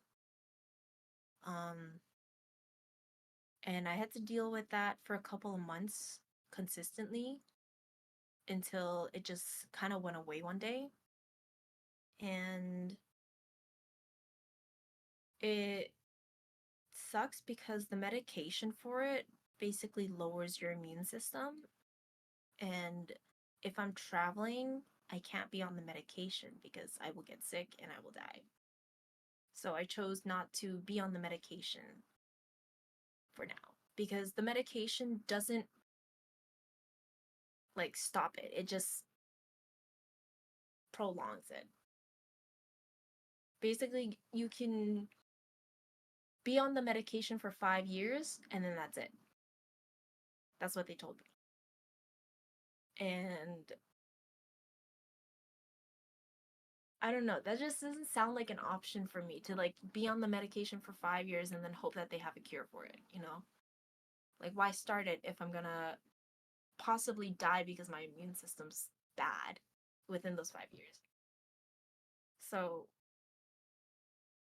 yeah, I didn't go with it. Yeah. Wow. So, how about like your current condition right now, physically? How are you? How are you feeling? Okay. Physically, I have no muscles. So it's hard to walk when Annie says to walk. Okay. um, but like, yeah, I've gotten lazy. I've not really done much outside of my house. Um, Physically, I also do have liver damage from when I was drinking in my younger years. So I am still in process of like being referred to hospitals to get checkups and stuff. But the thing with it here is that it takes a really long time to actually get an appointment down. I was, I think it took them like a year and a half to actually diagnose me with NMO or MS in the first place, and then NMO. But right now I have a referral for a liver scan that was sent in January this year. But the wait time, I don't even know how long it is. They can't tell me how long it is going to be, and I haven't been called back, and it's already been 4 months.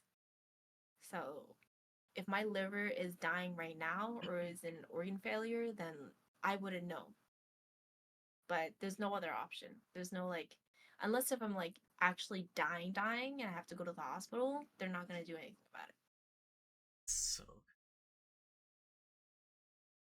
oh, oh, JB. By the way, thank you for the gifted sub to Kim. Welcome in, Kim, and everyone. Hi, Kim. How? Yeah, you brought it up, and I do want to talk about that. I was gonna get into that. So, your younger years, alcohol consumption addiction, and then you also wrote down weed. So what's the story behind that, and how'd you kind of get away from it? So I don't think I've gotten away from it, but I, grade six, first time I smoked a cigarette. I was a new kid on the block. There's a park by my house, and I was like trying to make friends. And these people weren't the best influences, but because I wanted to make friends with them, I wanted to do what they did to look cool. So I smoked a cigarette. And there I smoked weed, and then I just couldn't stop. And that went on, it kept going on until my one relationship where they were really wholesome. They didn't smoke, they didn't drink or anything, so I also quit that. That was like my rock climbing relationship. But I like stopped smoking for a year. I like drank still, but not as often. And then I guess in between the time, because of my BPD, my decision making skills weren't the greatest, so I got back into it again. And it turned into a habit rather than like a social thing or like wanting to like do it for friends. It just turned into a habit where I would do it alone. So even now, I will find some kind of substance to make myself feel better. It hasn't gone away, but it has gone better than it was before. So you do it to feel better primarily. Yeah. So this started at a really like early age. So how has this like in what other ways has it affected you? Because obviously there's like the physical aspects of it where your liver to be checked. But what else? Like socially, In terms of the substances, I don't think it's really affected me. I think it's more the BPD that has affected me in my decision making skills in life.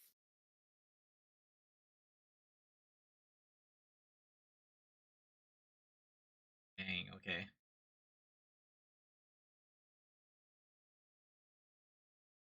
Everyone has their personal struggles, and I definitely feel like you're learning a lot more about yourself. Although it just sounds like you're still figuring things out at the same time. But glad you're still just going at it. You know, at least keeping yourself busy. That's honestly a lot. Like just to hear about what you've been diagnosed with, top of the like anxiety, depression. Um, you also talked about how professional help hasn't helped yet, although you're still looking. Do you feel like you have people like even today to like your vent your frustrations to or just to lean on? Because I'm sure there's only like a limited number of ways for you to kind of let it out, right? Since you especially when you're at home. I definitely do think I have people, but personally, I don't want to put it on them. As much as they say that I can, I just can't bring myself to do that because I've done that in the past and people have left a lot. Yeah. So I know that I have a support group, but I choose not to use it because of the trauma the past has brought, basically.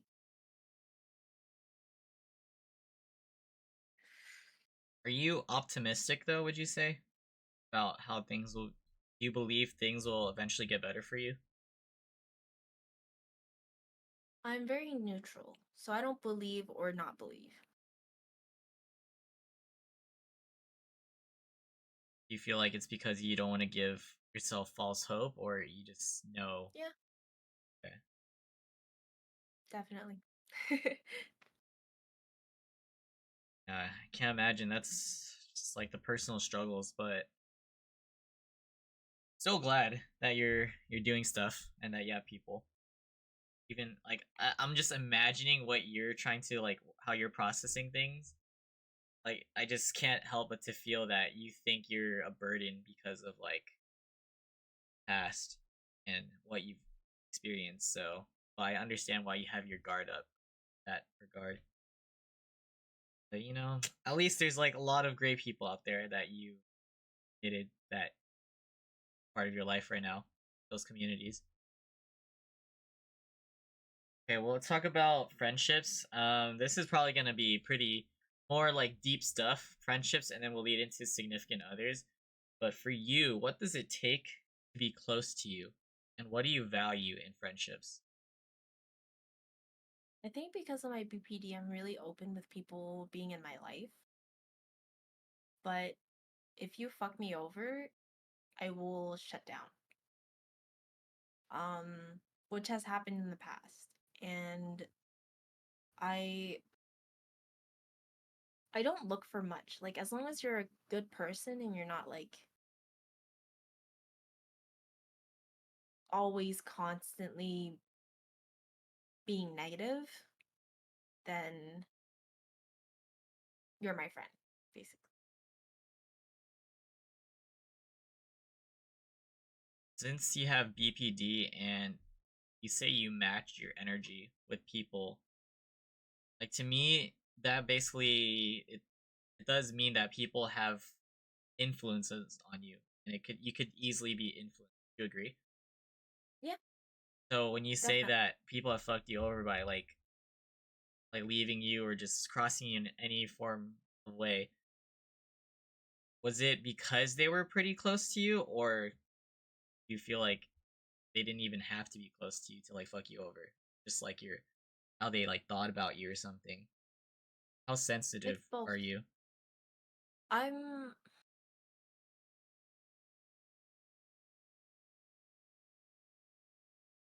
I would say that if you don't know me and you talk shit about me, I'm just not gonna talk to you much Uh-huh. unless if I feel like there was a friendship there, I'm not gonna like pursue being like, why did you think this? Why did you think that? Because I used to be like that, but it's just never ended in a good term. So at that point, I would just not put in any effort. But if you're someone that I was really close with, of course I'm gonna like obsess over like trying to figure it out and like try to make everything better again. But if that doesn't work, then I don't have any other choice, right? So what example would you give for situations that would cause you to either shut down or to be willing to fight for like a friendship or a relationship or something? Like to be upfront, to like talk it out. Mm, I don't know. I don't know. It's probably situational, right? Yeah, it's situational. Like not everyone's the same for me. I'd be sad, but I don't know. Yeah. No, that's normal. I'm just trying to grasp like what your thought process is. Like I feel like anyone can affect you to a specific extent.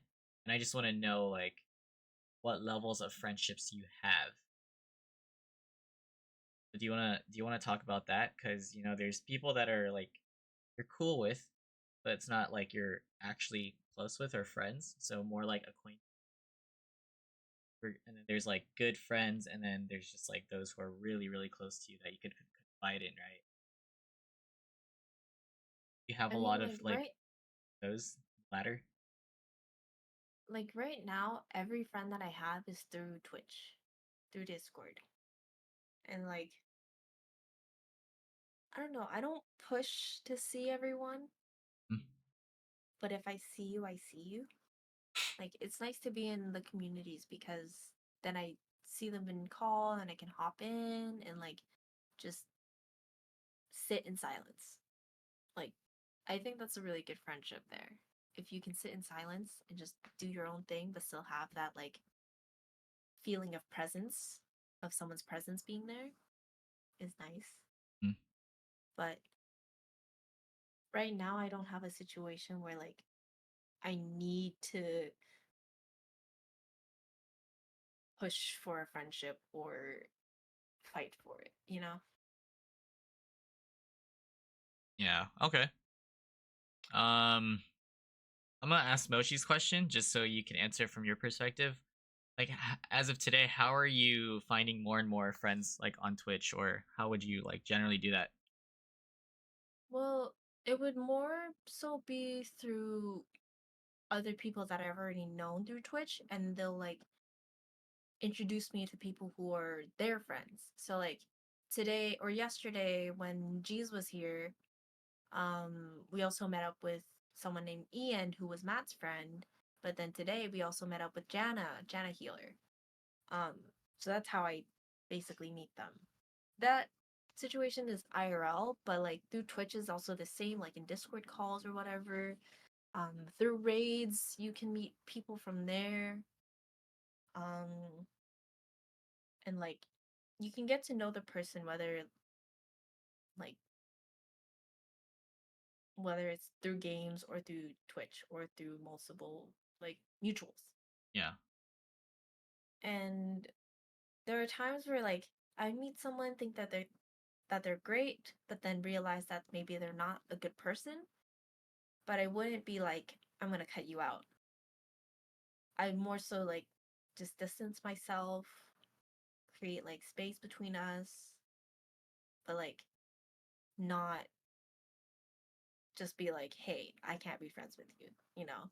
I'm Yeah. not someone who likes to start drama. I think when I was younger, I would accidentally start drama, but now it's like I'd rather still be friends with you, but not be like a close friend with you. Of course, that I'm not saying that like if I'm not talking to you right now that I'm distancing myself, but it's like that does happen for some people. Yeah. How like how much attention do you actually think you need in a friendship? Like would you say you're like a low maintenance type of friend? Or how would you describe that? I wouldn't know. I wouldn't know. Cuz like just sitting in call in silence seems like a low maintenance thing, but I haven't had the chance to like really be alone. So I don't really know what I need. Like I don't know. I don't really need like the attention, but as long as I have the presence of someone there, Company? it makes me feel, yeah, the company. It makes me feel good. It makes me feel happy. Makes me feel less lonely. Yeah. Okay. Like an example, seems like you're pretty close to a lot of like the homies in Ohana, right? For example. So let's say you don't talk to them for like a few months or even like a year. Do you think everything's still gonna be the same? You talk to them I again? would hope I would hope so. I would hope so. But of course, if there's distance, there might be like some things that you missed, Yeah. like events and stuff. But that doesn't mean you're more apart. It just means that you're growing. But it's not like you would shut them out anyways. It's like you would just Yeah. find your way back if anything. Yeah. All right. Do you want to talk on maybe some of the fallouts you've had with like close friends, whether it's on Twitch or not? What you've learned from those type of friendships? Yeah, so in high school, I had a set group of friends, but one of them or several of them were in the dance community, and eventually when we stopped dancing with each other, we would hang out still, but as I grew older, we just started not hanging out as much because work and stuff. Like when I was younger, I worked all the time. And it got to the point where like our schedules just didn't align and we just fell off through that. And like there was a time after COVID where I like tried to reconnect with them. Some of them were still really close, but I tried to reconnect with them. I wanted to hang out and stuff like that. But like my closest friend tried to basically reconnect us, but they still had a different like group, like messaging group that they would say stuff.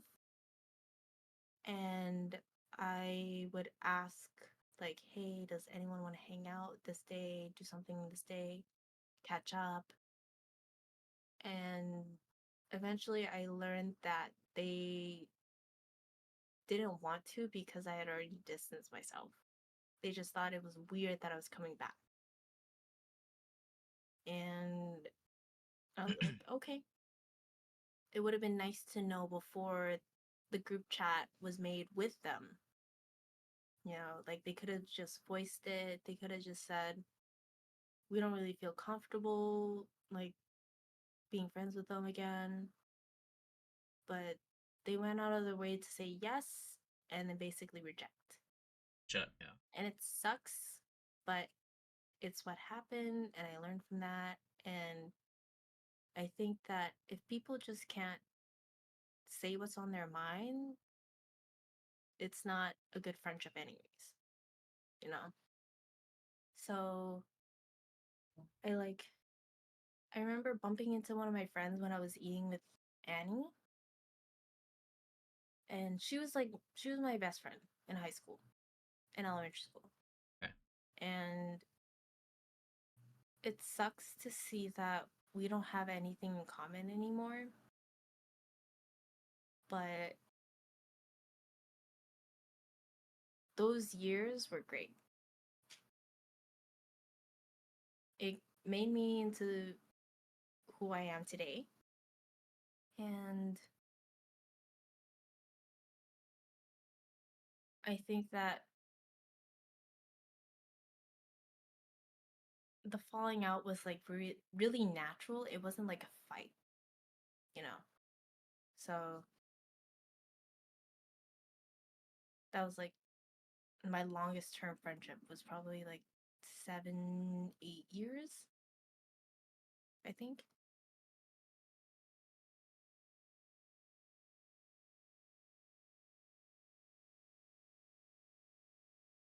So with that, what happened when you saw her again? We just said hi. We just said hi. Let's catch up. Like it's a generic thing, So you know. let's Sometimes catch up. we'll Dang. yeah, let's catch up. Like hit me up if you want to, kind of thing. Um, but I still haven't hit her up. She still hasn't hit me up, Yeah. and that's okay because we didn't end off in any bad terms.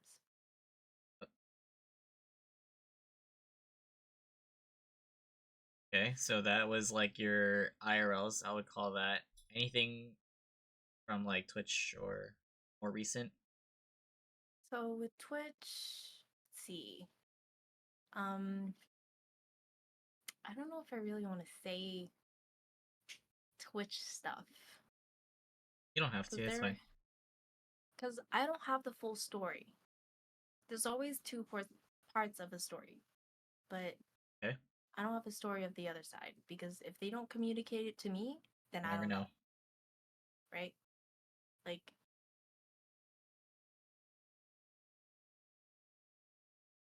Uh, how I got into Twitch with Uzu. okay. Yeah. We don't talk anymore. I have message I have messaged her, but she doesn't reply. But that's all I can do. I'm not gonna like push it. I'm not gonna be like, hey, why don't we talk anymore? Or like anything. I'm not gonna fight it because there's no point.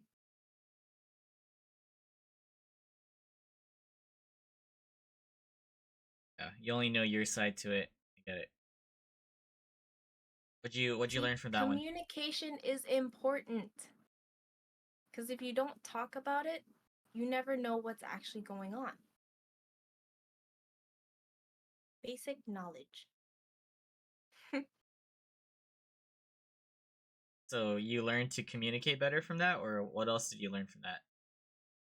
I learned to communicate better, yeah.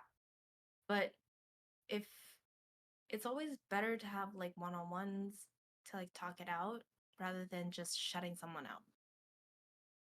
You don't If you're the type of person to just shut someone out without talking it out, that's on you. That's not on them.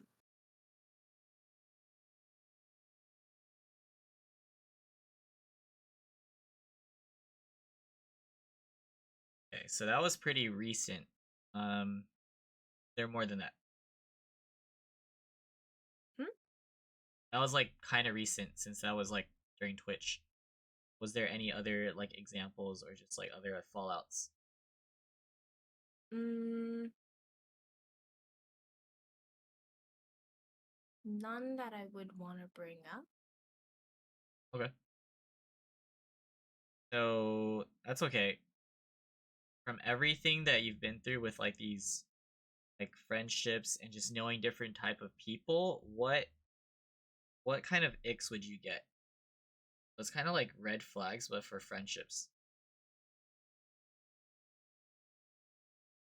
I don't know.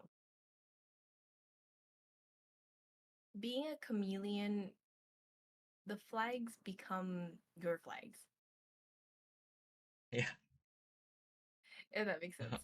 I Um, get it. It's like the flags have the ability to camouflage too, or what? Yeah. Yeah. It's like I'll know if something's wrong, but I won't say anything about it. I don't have an opinion. Just because I think that this is wrong doesn't mean that I'm gonna like cancel you, you know? Like I'm just here for the vibes. I'm just here to be here. So then, at what point would it like get to you and make you want to communicate with them that it's like not okay or something? Mm, if it gets really bad to the point where like you're destroying someone's life, then I will be like, you know, this isn't okay. This is something that you need to work on, and I will help you through it. And if you don't want my help, then that's on you. I can't force anyone to do anything, and I can't convince people to do anything. Everyone has a choice after a certain age when their brains fully develop, but it's it's a process. Right. Okay. So that was the topic about friendships. Switching gears right now to whatever you're good with talking about when it comes to relationships. How I like to start is giving like, can you give us like a timeline of like the first relationship, whatever you consider as a relationship, a brief explanation of like what went down, and then it's like how you went on from there up until where you're at today. So, uh, um, my first real relationship was grade 10. I was with the person for 11 months, and it wasn't the greatest because I got into substances and stuff, but it got to the point where I had to graduate half a year earlier to get away from the person. And I did that, separated ourselves, but then I wanted to go back to school because I wanted to finish like with extra studies basically, but they wouldn't allow it because it was still a high school, but they wouldn't allow it because it was a small closed area. I don't know how to explain it exactly, but um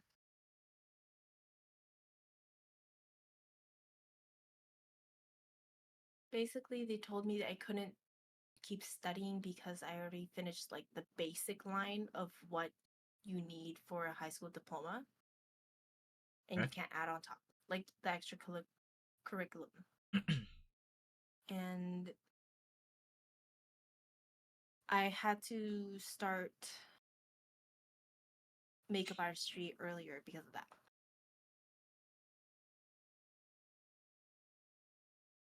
Sorry, I'm just really nervous. Oh no, no, you're okay. You're okay. Take all the time you But need. This is your story.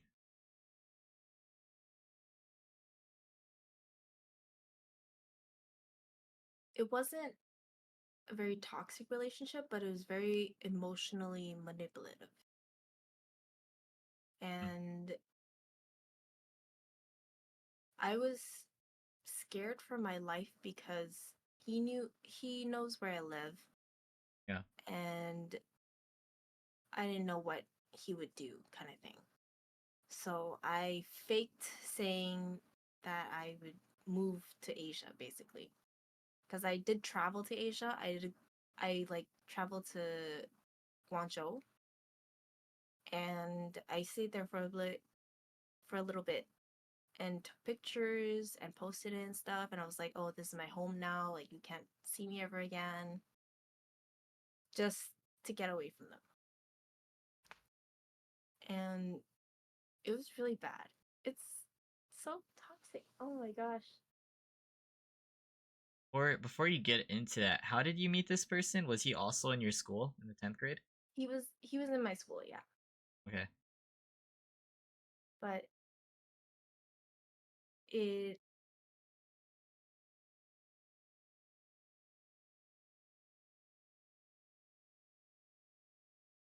it was my first real relationship, so I didn't know what was right and what was wrong. Huh. And I would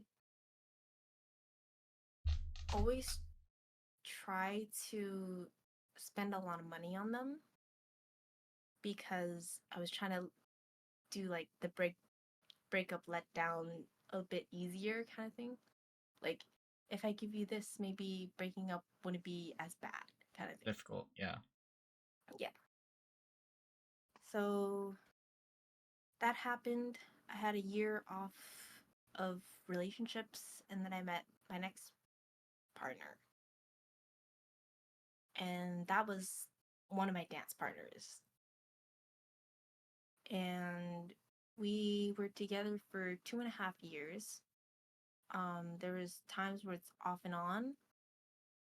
But again, with relationships, if you're off and on, it's because of that comfort that you have with that certain person. And I found comfort, but it was also really toxic. So I don't know. I don't really know how to explain this.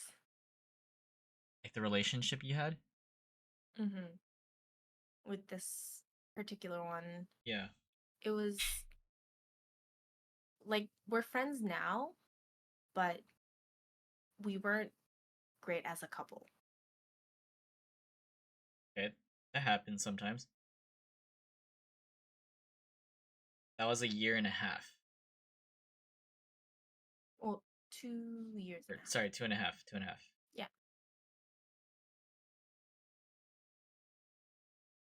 And then the next one, Oh wait, sorry. So that one just naturally you just parted ways, like you just felt like you're good better off as friends or what? That's what it sounds like. yeah, so at first we were better off as friends, and then with the whole dance community thing, he started spreading like rumors about me. Like Or I wouldn't, now that I look back at it, it wouldn't be rumors, it's more miscommunication. Um, but he would say stuff about me that wasn't true, and it caused basically a divide with me and the dance community. So I chose to leave the group, this was after the relationship a ended. breakup. Okay. Yeah, like a month after. Okay. And I never really had a voice, so I never spoke up about like what he's saying is not right and blah blah blah. I just let them believe what he said was right. They just kind of like took And a side automatically. yeah, it's always whoever speaks first. So he spoke first. He spread stuff about me, and that was that. That's why you also And quit dance. That's the one, right? yeah, that's why I also quit dance. And the shitty thing is, like, I had a really close friend in that group, and I had asked them if my ex had said anything about me, and he said no. But then I told them about what I knew that he had said, and then they were like, yeah, they did tell me these things. Oh. That was when I was like, okay, I can't trust anyone. Because I had asked you, who are my best friend, if they had said anything. Come clean. So, yeah. From there, I was like, okay, I can't trust anyone in the community. Like, it's whoever just speaks up first.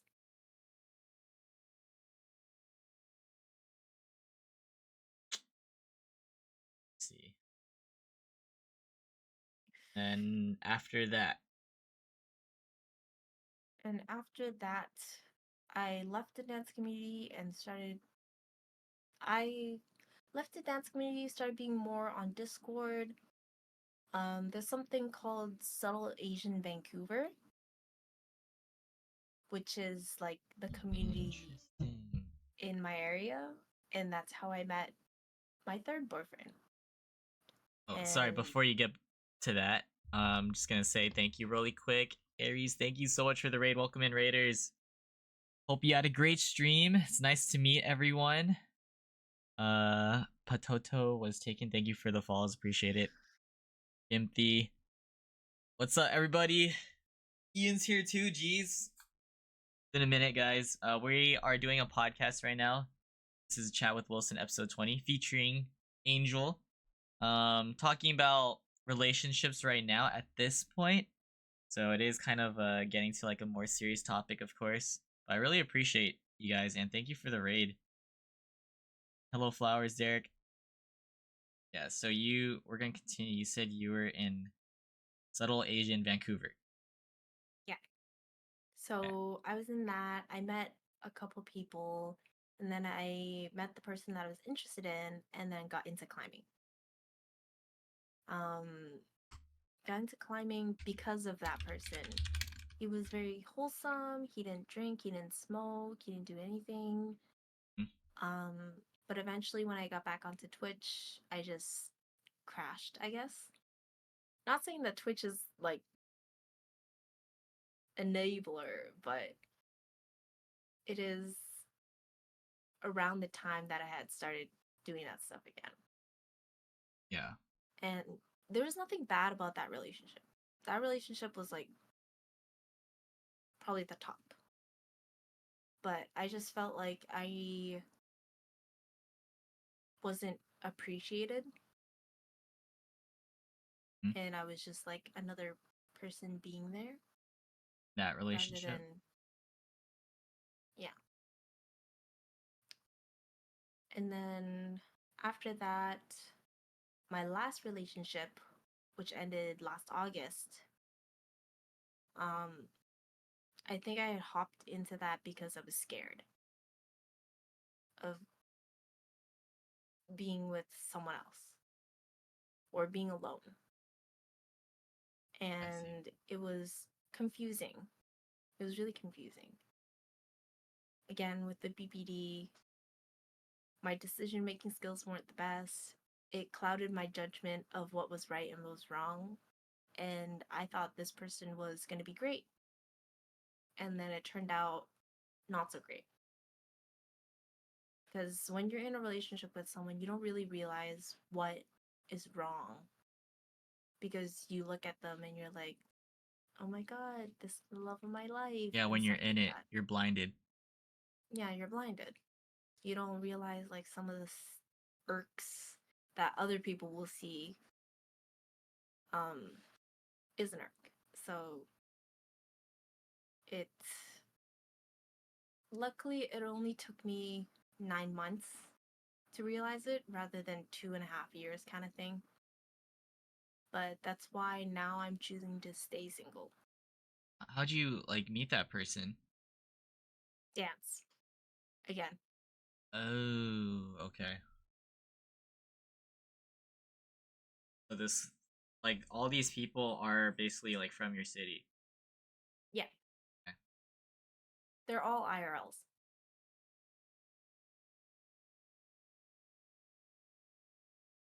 So you definitely learned something different from each of them. The last one you just had, you said that part of the reason why you got with the person is because you're like lonely, right? But now that I think I was scared to be alone, yeah. yeah, but now that you've gone through that one and much growth has happened, of course, like what have you learned about yourself and just like through these relationships?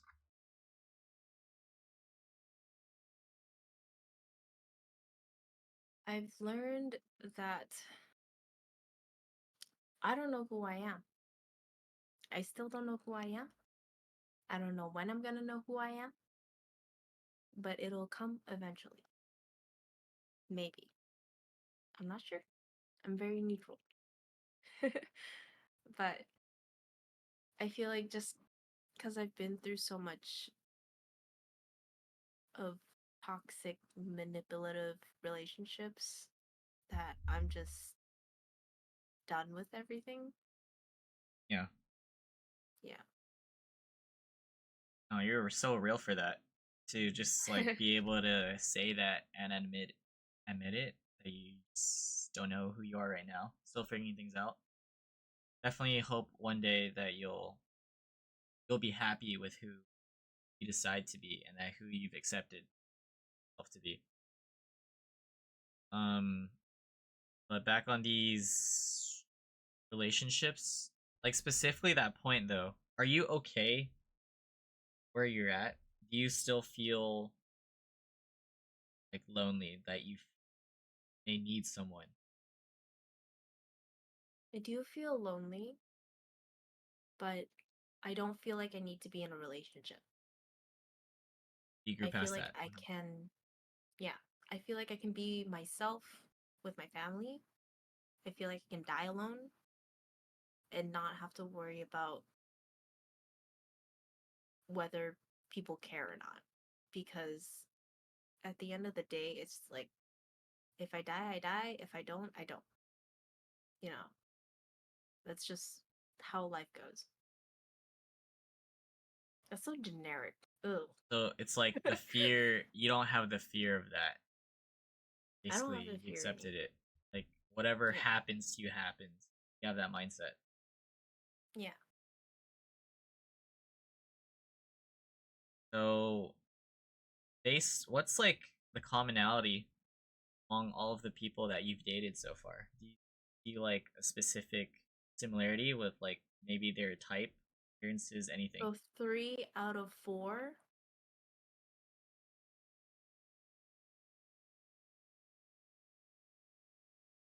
narcissist, I would say.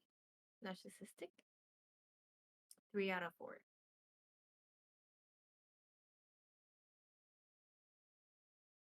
That's the one similarity, is the manipulation tactics. Which is why I like grew to know into like realization. Yeah. Again, because you were out of it. You just look back on it and you're just like, damn, what was I thinking? Mm-hmm. Okay, so what would you say is like your general, like your type then? When it comes to personalities, appearances, anything, your interest or piques your interest? I actually found out very recently that I'm asexual, so I don't have a type. I don't look for anything anymore. I don't have a preference. It's if we get to know each other and I eventually develop feelings for you, then I will. But right now, I'm just very neutral. Yeah.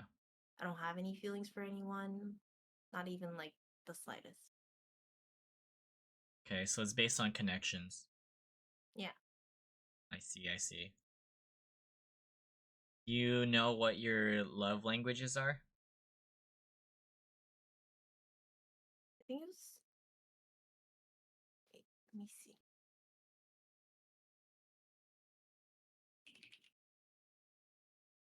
I think for sure gift giving was 3% last time I checked.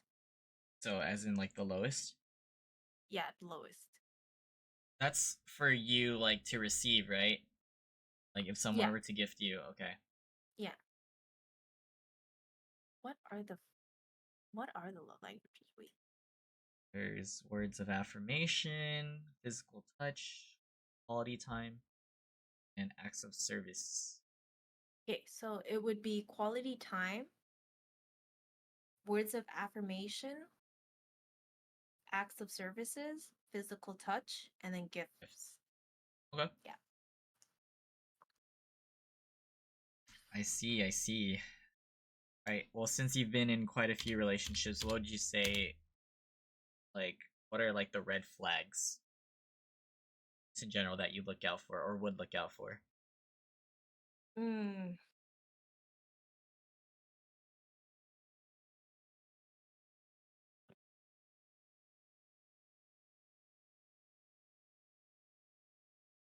I don't want to call anyone out. You don't have to call someone out. Wait, let's see. Um, love bombing. Love bombing is a red flag for me. Okay. Hi, Cherry. Um, Got it.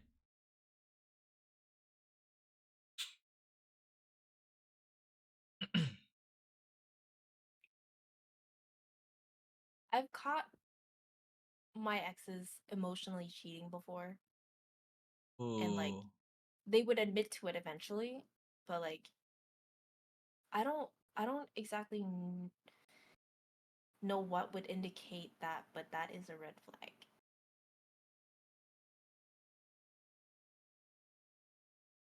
Oh, that's so bad. Yeah, like that's literally just cheating. Yeah. That was one of my other questions too. I was gonna ask you like your thoughts about physically cheating and emotionally cheating.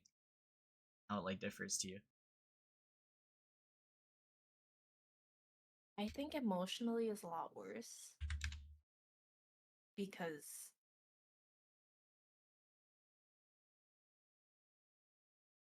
emotional is your heart and physical is like your brain.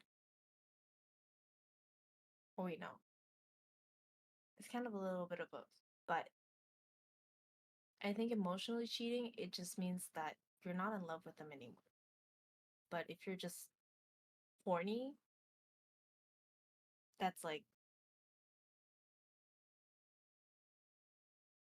you watching porn and like jerking off. Sorry. No, you're good. But um emotional cheating is a lot worse because you're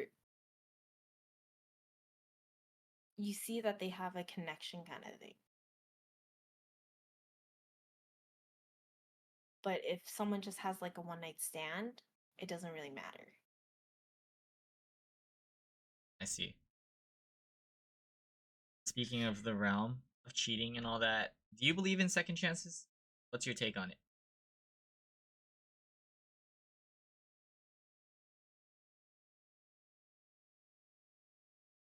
I'm neutral.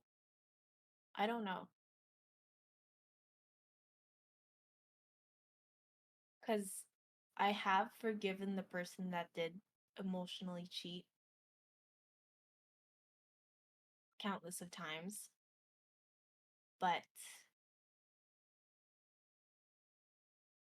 I'm not in a relationship with them, so I don't know if there is a second chance. Derek, yeah, she was talking about like we're just talking about emotionally cheating and physically cheating. Or any part about like physically cheating.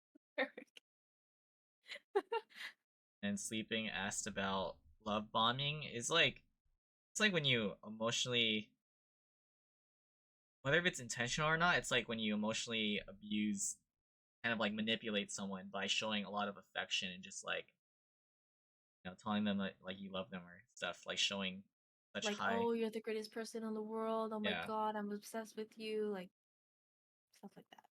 Too much love. yeah so it kind of like manipulates how they should feel about you or could.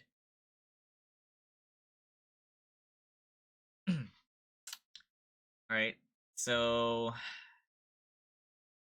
talked about a little bit about like the red flags, your current state of mind. Whenever you do find yourself being like attracted to someone or like emotionally connected to them, how do you typically show that you're interested?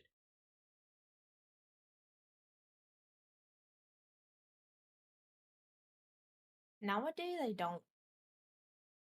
I don't really know. It's hard being asexual because you don't really show that you're attracted to someone. Huh. You just are, if you are.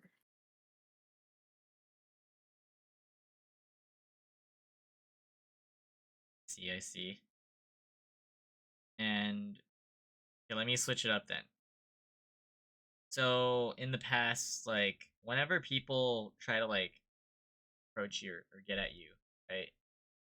Or even vice versa, if you've ever done that, like how would you typically shut people down and still try to be friends?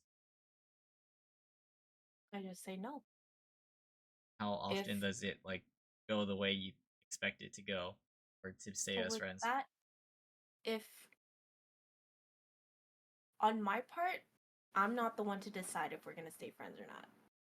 I'm fine with being friends, but if that other person is being rejected and they don't want to stay friends, then that's on them. And I'm fine with that because I need to set a boundary now. So if you don't want to be friends with me because I said no to you, that's on you. But that's it.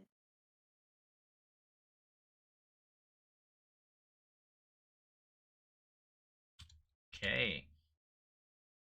And last two questions about this topic. So this is more of like a troll question, and it kind of does still fall into this category. But what would you rate your unspoken Riz and spoken Riz? 1 through 10. 10's the highest. I talk myself down a lot. I don't know if I'm gonna say if I have a good riz or not. Okay, even if you talk yourself down, what would you rank? Or I grade feel yourself? like my riz game is not strong, but if my joke riz game is in the question, then like it's pretty strong. But I don't know. I don't know. Which one's higher, spoken or unspoken then?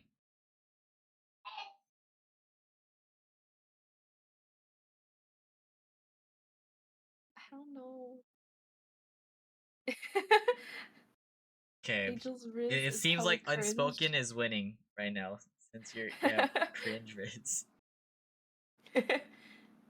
Thanks for the honesty, guys.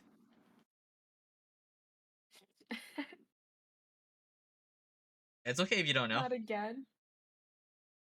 Okay, it's okay. All right. What advice would you give to anyone about relationships? Relationship advice. Communicate. If you're ever mad, fighting, there's ever any tension, communicate. And if you can't communicate in the moment, give some space and talk it out later. Because if you're in the heat of the moment, you're not gonna think right. I had to learn that the hard way. Real. Anything else? That's a key point for sure. Like I have a lot of people say communication, but it really comes down to it, and like ways of communicating with your partner. I've had times where like people would just shut themselves out and just not talk, Huh? and that'd be the end of it, and it's really bad. And like in my second relationship, it was really bad because I didn't know this was a constant cycle, but we would fight and then it would turn into sex after that. And I don't know what the word is called, but it's like when you fight and then you like have like angry sex. And then you just like push away whatever the problem was to have sex and then the love is there again. The heat of the moment thing. Yeah. Is that the same as But makeup sex? I feel like that is it's probably it's not really makeup sex because you didn't really make up. You didn't really solve the problem. So it was a constant thing that was happening and it wasn't good. It wasn't a good thing for us. or saying it's But I it's didn't called realize hate it in the moment. fucking. I never knew that was a thing. Like that's what it's called. But that wouldn't resolve the issues for you in that relationship. So It that wouldn't. so would it just like build up then, like for the next time? Yeah, It's it would bottled. build up and constantly. That's why we're not together anymore. Okay. Because he would shut down and we would just stop talking, and then we would just eventually it would just turn into sex, and then after that it would just disappear, but it hasn't actually disappeared. Yeah, you guys still just don't talk about it. Yeah. Now you know part of growth and learning from that. Mhm. Mhm. Okay. We're gonna talk about future and just I guess more life lessons. So as of now, what are your short-term and long-term goals? I know one of them is trying to define yourself and figure out who you are as a person. So that one's important for sure. This is going to be a short topic. So right now I really don't know what I'm going to do. I'm basically home all the time. I stream once in a blue moon. I am on Discord chronically, but I do want to eventually find something to do. And my uncle, I learned this like yesterday actually. My uncle had recently bought a house that um I pitched in for, but they found out that there's mold and toxins inside the house. So they have to basically break it all down and rebuild it, but he doesn't have the money for that. He's So I might start working under him and do construction, maybe, and see how it goes from there. But that's basically all I have planned right now. That's okay. You're literally just trying to figure things out for yourself. I get that. As long as like it doesn't affect you negatively, just thinking that you have to be at a certain point in life, compared to other people.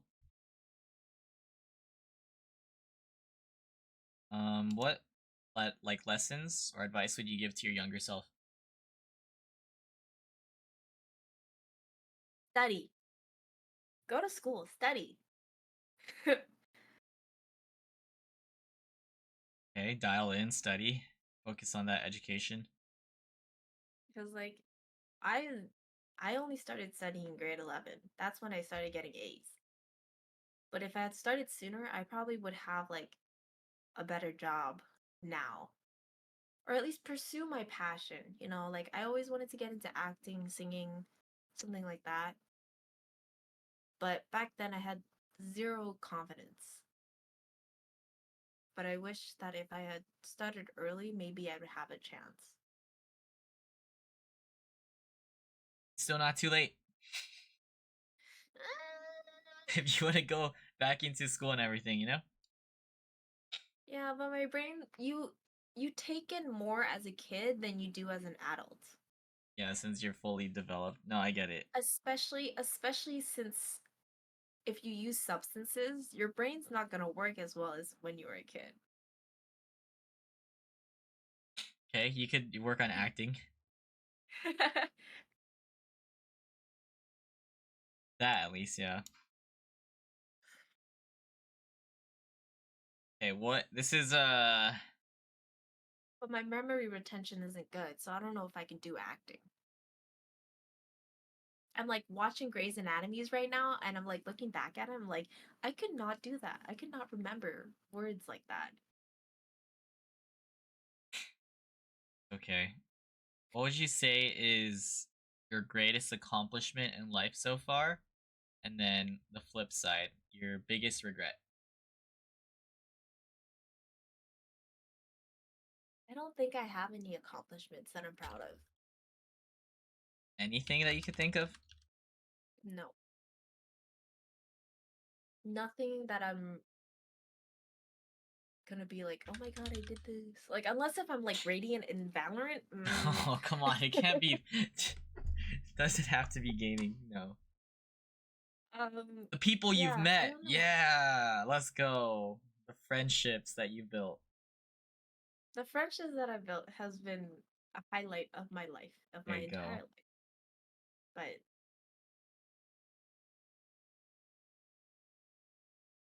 it's very black and white for me right now, I think. And the worst regret is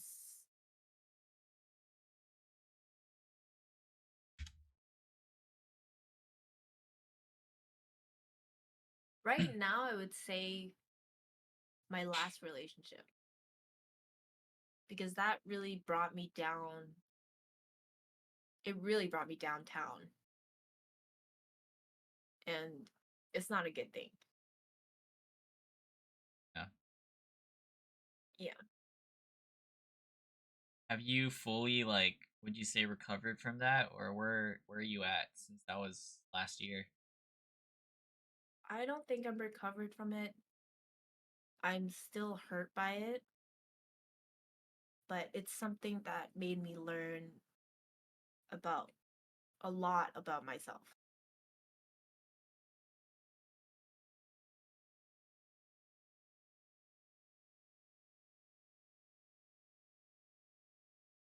And is this like stuff that you already talked about, like how you've learned more about yourself, or what other ways?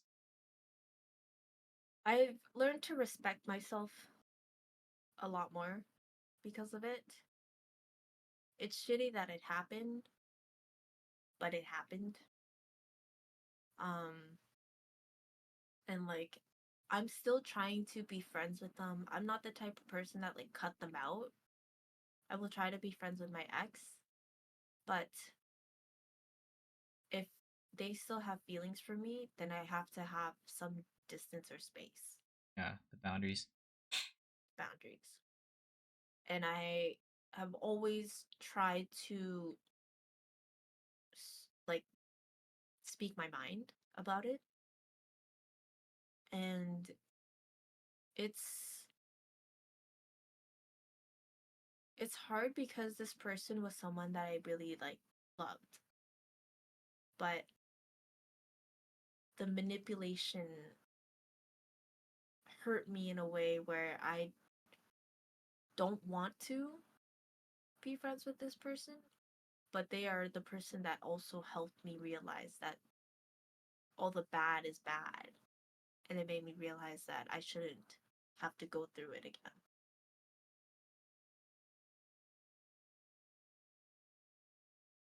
And are you? I'm sure you're not really like talking to them, but are you still friends with all your exes? Yes. Well, the first one we're not in contact, but not because we don't want to be, it's just because we don't contact each other. Yeah. The second one, we are friends. We were planning to make music together, but we're on a break from that right now because I'm taking a break from everything. The third one, we're still friends. We talk from time to time. We hung out like a couple weeks ago. The last one we have hung out. He has helped me through other things, but again, because he still has lingering feelings, I always have to constantly remind them that if the feelings are there, we can't be in contact. Yeah. Were you the one to end all those relationships too? Um, all of them except for one. One of them was neutral, so it was both ways.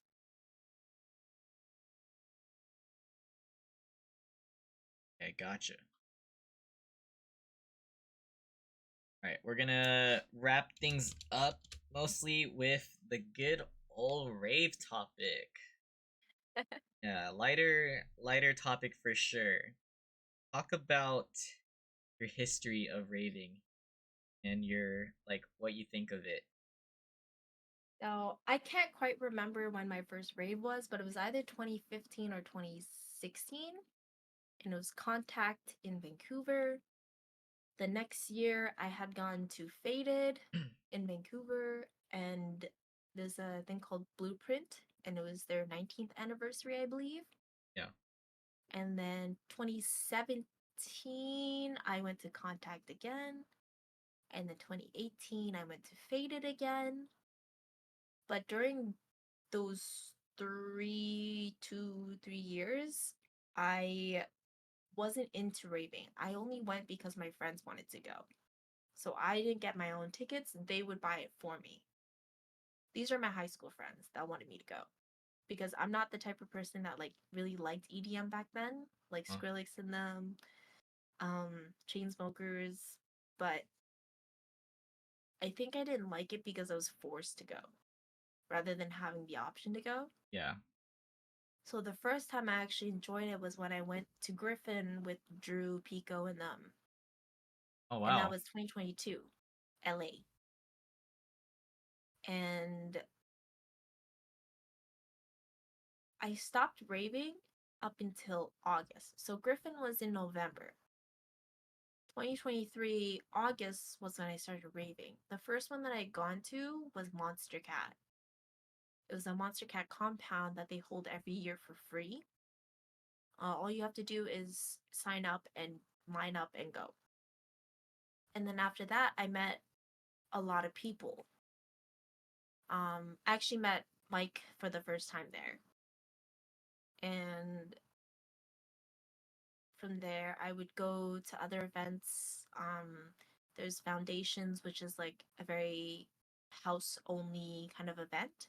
Yeah. I went to 1788L, Sabai and Huang, Slanders, Seven Lions, Jason Ross, Arm and Hammer, um, Breakaway with Drew, RL Grime, Escape, and then Give Thanks. And I think those are the only events that I actually went to. But that was in the time span of like end of August to like mid November. Wow. And that was like the last event. So you keep track of all of them, right? Yeah. So that's like the history, and so your interests I'm like still relatively new. yeah, ever since you started like actually enjoying it. That's what you mean. Yeah. Yeah. But you're definitely experienced. Like I wouldn't I don't think anyone would call you like a rave baby or anything, especially cuz you started back then so early. I His didn't know what to do. Like I didn't take any substances back then. Well, I did take weed, hmm? but that was it. And like I wouldn't drink, I would just smoke weed. So I guess that's why I was like tired as well during those Yeah. events. But like only in 2022 that I start enjoying it. What about it you like, or what keeps you going? I think it's the people. It's definitely the people. Cause like back then it was just us girls in high school and I was like very scared of everything. Yeah. But like now it's like all the people that I know, they know how to like be a rave dad, rave mom kind of thing. And it's a lot more fun because of the people I go with. That's the only reason why I go, the people I go with. And if I don't go to an event, I do Mm. want to still see them. So I'll go like to the Airbnb and stuff. What type of raver are you? Or like what have you grown to become? I don't know. Chat, what have I grown to be? You don't know? Like what do you like to do at the events? I like to be with my friends. I like to pass things around. I like I don't know. I'm very like if I'm with someone who can be a leader, then I don't want to be a leader. But if I have to be a leader, then I will be a leader. Hmm. So I don't know. I don't know what type of raver I am. What you know at least what type of artist or genre you like the most? I like house, melodic, and D&B. Nice. Okay. Okay. Top artist then. Griffin. Ooh. Okay. Definitely Griffin. Probably meant a lot to you then when you went with them to Griffin. So originally when I went to Griffin the first time, I wasn't that into him. I only went because of Drew and them, because of the friends. Yeah. And after everything that had happened with my relationship, Griffin's music has really brought me back. It's, yeah, it really helped me.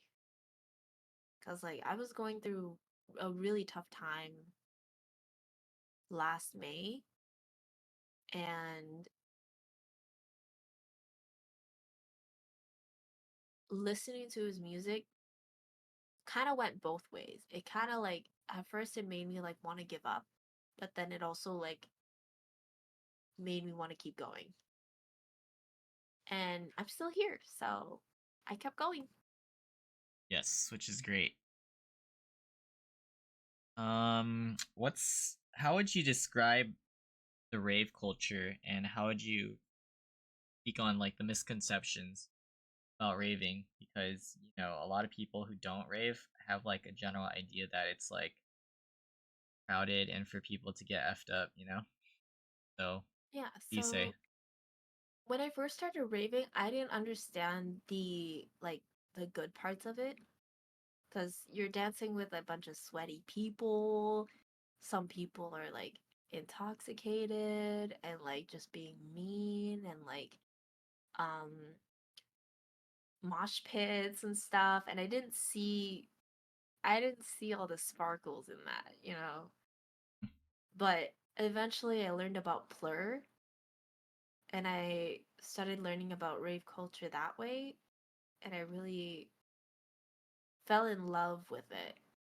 But there's there's still some people who like don't know about Plur, which makes the raves not as great.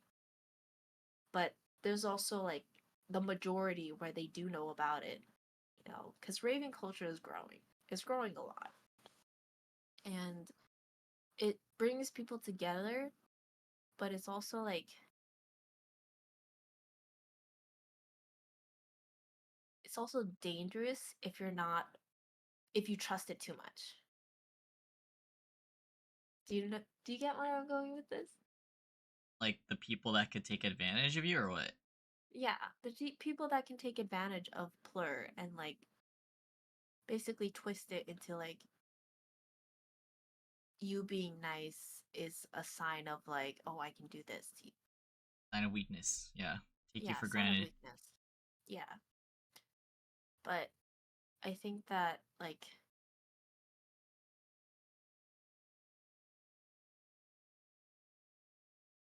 the good things about raving is how it brings people, like random people together. You just listen to music. It's the same as a concert, but even better, you know? Yeah. Because you're on something. You feel the love all the time. And like there will always be people passing out things and like just getting to know people. Like I remember at one of the events, I like started passing out like squishies and stuff. And like there was a time where there was one person from the group that like came back with a bunch of drinks and they just gave me a drink. I was like, "Oh my god, I feel the love." You know? Like you just give and you can also take. Don't expect to take, Yeah. but like the giving is like a big aspect of raving. Even like if they don't have something to give to you, they could give you a light show. And that's fucking amazing, especially if you're doing something. Yeah. Speaking of doing stuff, how has that like enhanced the experience for you? Or, like, what's the difference when you're on and not on? Um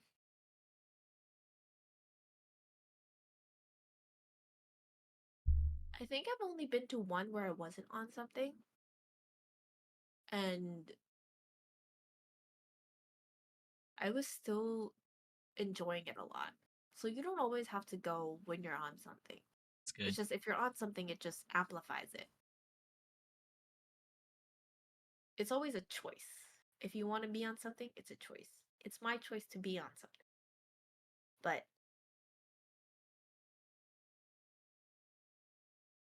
I Yeah, don't think it really changes the aspect of the experience. that's true. That's true. So, what would you say are like your pet peeves of raving, or what don't you like about it? When people push without saying, excuse me, like, there will be a lot of people who will, like, have their fans out and, like, fan people while they're leading their group into, like, wherever they're going to. Huh? But then there will be people who would just look down and, like, just straight shoot ahead. Like, just not step on feet, but then their shoulders will still hit people, you know? Yeah, walk through you. That's the one thing I don't like. And like, other thing I don't like is when people Buckler. are holding drinks. Oh, People are holding drinks yeah. and they start dancing and then it like pulls down my back. Because that happened at Give Thanks. I remember like I was dancing and then someone like just spills their drink on my back. Oof. And I was like, this does not feel comfortable, but you know what? I'm already sweaty.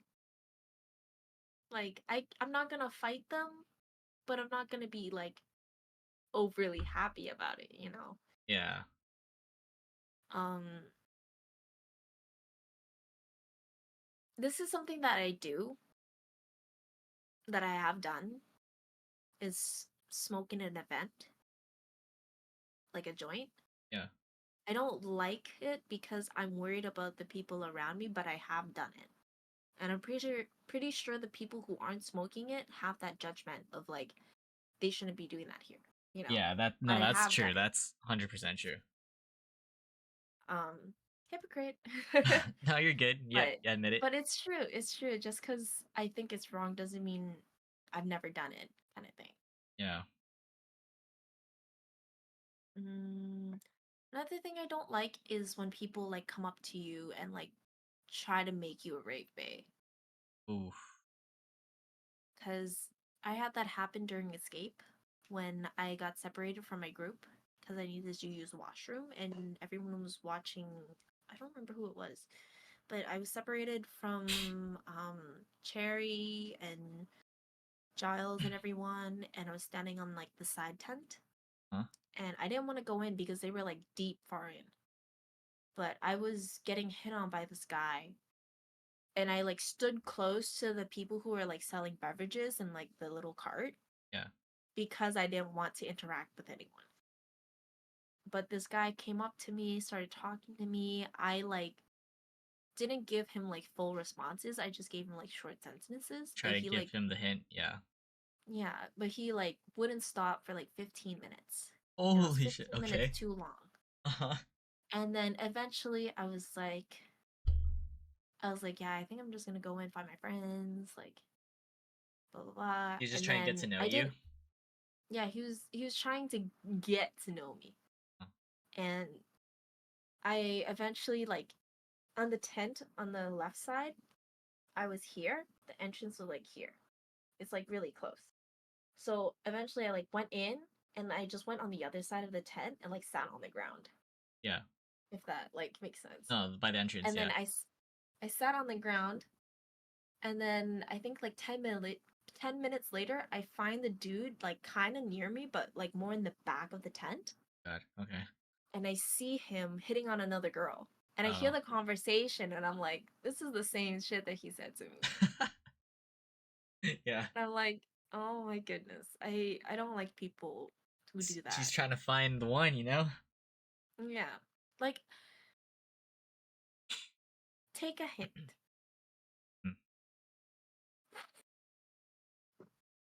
Yeah, I'm surprised Pico found me at Griffin because I was like at the back near the fences and everything, but he like found me pretty quickly, honestly. You bump into like people randomly at times. Yeah. So that happened to you at Escape, huh? Yeah. Um. Okay, so that was like some of like things that you don't like, how long do you think you'll be raving for? Right now, I don't have the funds to rave, Yeah. but I might still be willing to like come down to stay at the Airbnb kind of thing. Okay. Because last year I had bought tickets for EDC, but then a lot of things had happened. A lot of things had happened, so I sold my ticket. I also sold my tickets for BTSM, um, what was it? Laser City, and there's one more that I can't remember right now. But I had sold my tickets for all of those, and it sucked because I really wanted to go, but I don't have the money for it. So it's not really an option to like just drop everything. You don't have But anything planned. if I don't have anything planned right now, Okay. but if I could, I would go for as long as I can.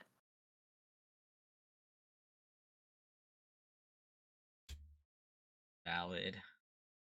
One day you'll get back into it when you can with the funds. Yeah. So for you, what has been your favorite event so far? You can name like one festival and then one show. It's like talk about that memory. Breakaway, for sure. I love Breakaway because I got to see everyone again and I had a lot of fun. And it's just being around the people that I was around, I felt like I was myself. So I was able to enjoy it even more. Um, my favorite show Yeah. was Jason Ross After Party at the Club. I don't like clubbing, but that particular day was so much fun. It was so good. He like brought everyone out. Like it was the same day as Seven Lions, and then it was the after party. So he brought everyone that was from Seven Lions and like the list That's sick. to the club. And Seven it lines. just felt so good. It just felt so nice. Nice. Okay, so breakaway. Might as well just talk a little bit about that. What was your expectations before I didn't have actually going any through? expectations. Oh really? I was very nervous Okay. because there were some people that I hadn't met yet, like Arv and G's, and like a lot of people. But there were some that I did already know. So it felt like I was just re-seeing my friends. And like from the first time I met them, it was I could already tell it was going to be a good time because I remember Mitch was in the Airbnb and then G's came in. And then when he came in, I think G's just hopped on Mitch and they were just like Mitch was grabbing him by the ass and like basically carrying him. And then they started like jumping. And I was like, oh my goodness, this is Wow. the people I have to stay with for 5 days. But I was like, this is so entertaining. This is this is where I'm gonna be. This is the people I'm gonna be with. Holy shit.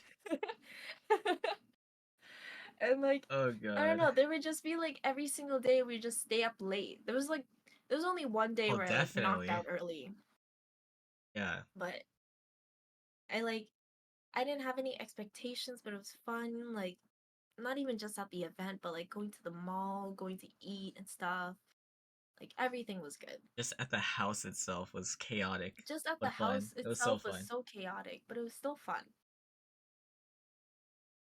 Yeah, that was definitely memorable. The event itself though, did you like it a lot? Like just being there?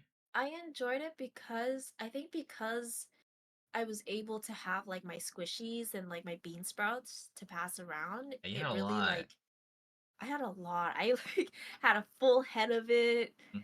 Um and like I just passed them out. Like there's the point where like Drew asked me for some to give to the bartenders and I gave them to the bartenders and they would like give him extra shots in the drinks and he would pass it to G's because he's like I can't drink this, you drink this.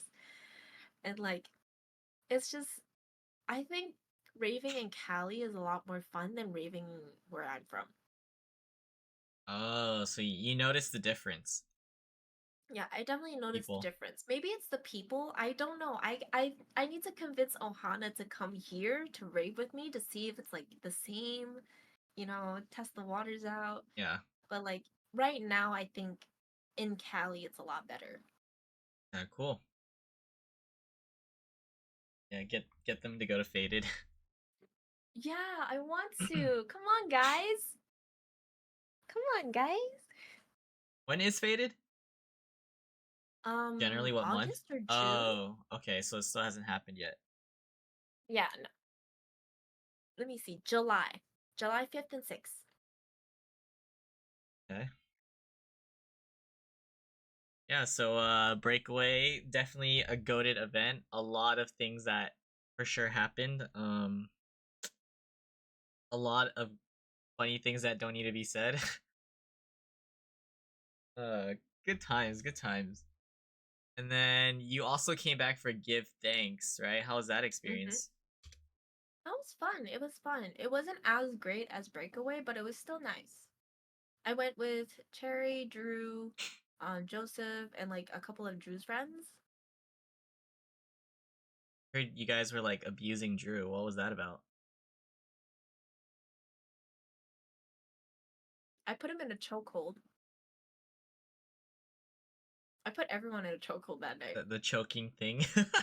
Not no no no. The choking thing from TwitchCon 2023 was like actually choking, but like the chokehold with Give Thanks is like actually like wrestling. Oh shit, what the? Okay. That's how you strengthen your bonds.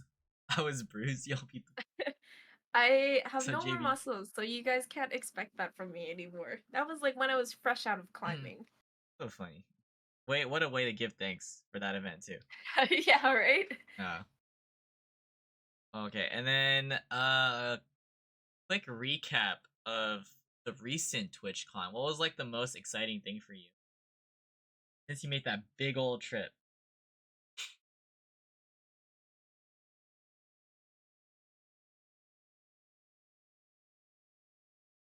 I didn't enjoy it as much as I did the previous year. Oh, But I don't know, it was just really hot. I got really dehydrated a lot of the times. Like I remember when we like first got there and we were like picking up our passes, I got really lightheaded, so I had to like sit on the ground in the lineup. And I'm not the type of person that drinks a lot of water, unfortunately. But that's also because I have GERD, which is like an acid reflux thing where it makes me like puke all the time. So if I drink a lot of water, I will puke it back out, or like at least have bubbles that come out. So I don't drink a lot of water because of that. gosh. So being in Vegas, it was really hard to really enjoy it because I was suffering a lot of the times. Yeah. I guess the best part would be the Airbnb that we stayed at, but the price for it was not the greatest. Like we paid like 700 each person for 5 nights, and we could have had people stay over, but the person that we were with,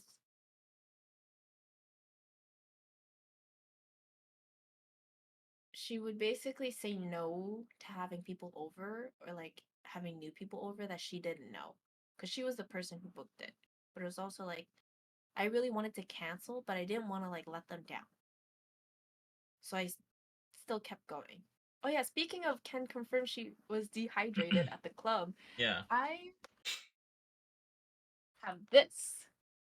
This is what Derek got me because water there was $10 and they Yeah. wouldn't give you like tap water or anything. So I was really dehydrated. I was gonna leave the club early. I was gonna go back to the car and just grab my water that I already had prepared. And then Derek walked away. He came back with like 2 or 3 water bottles and he gave me one. And I like looked at him like he was Jesus.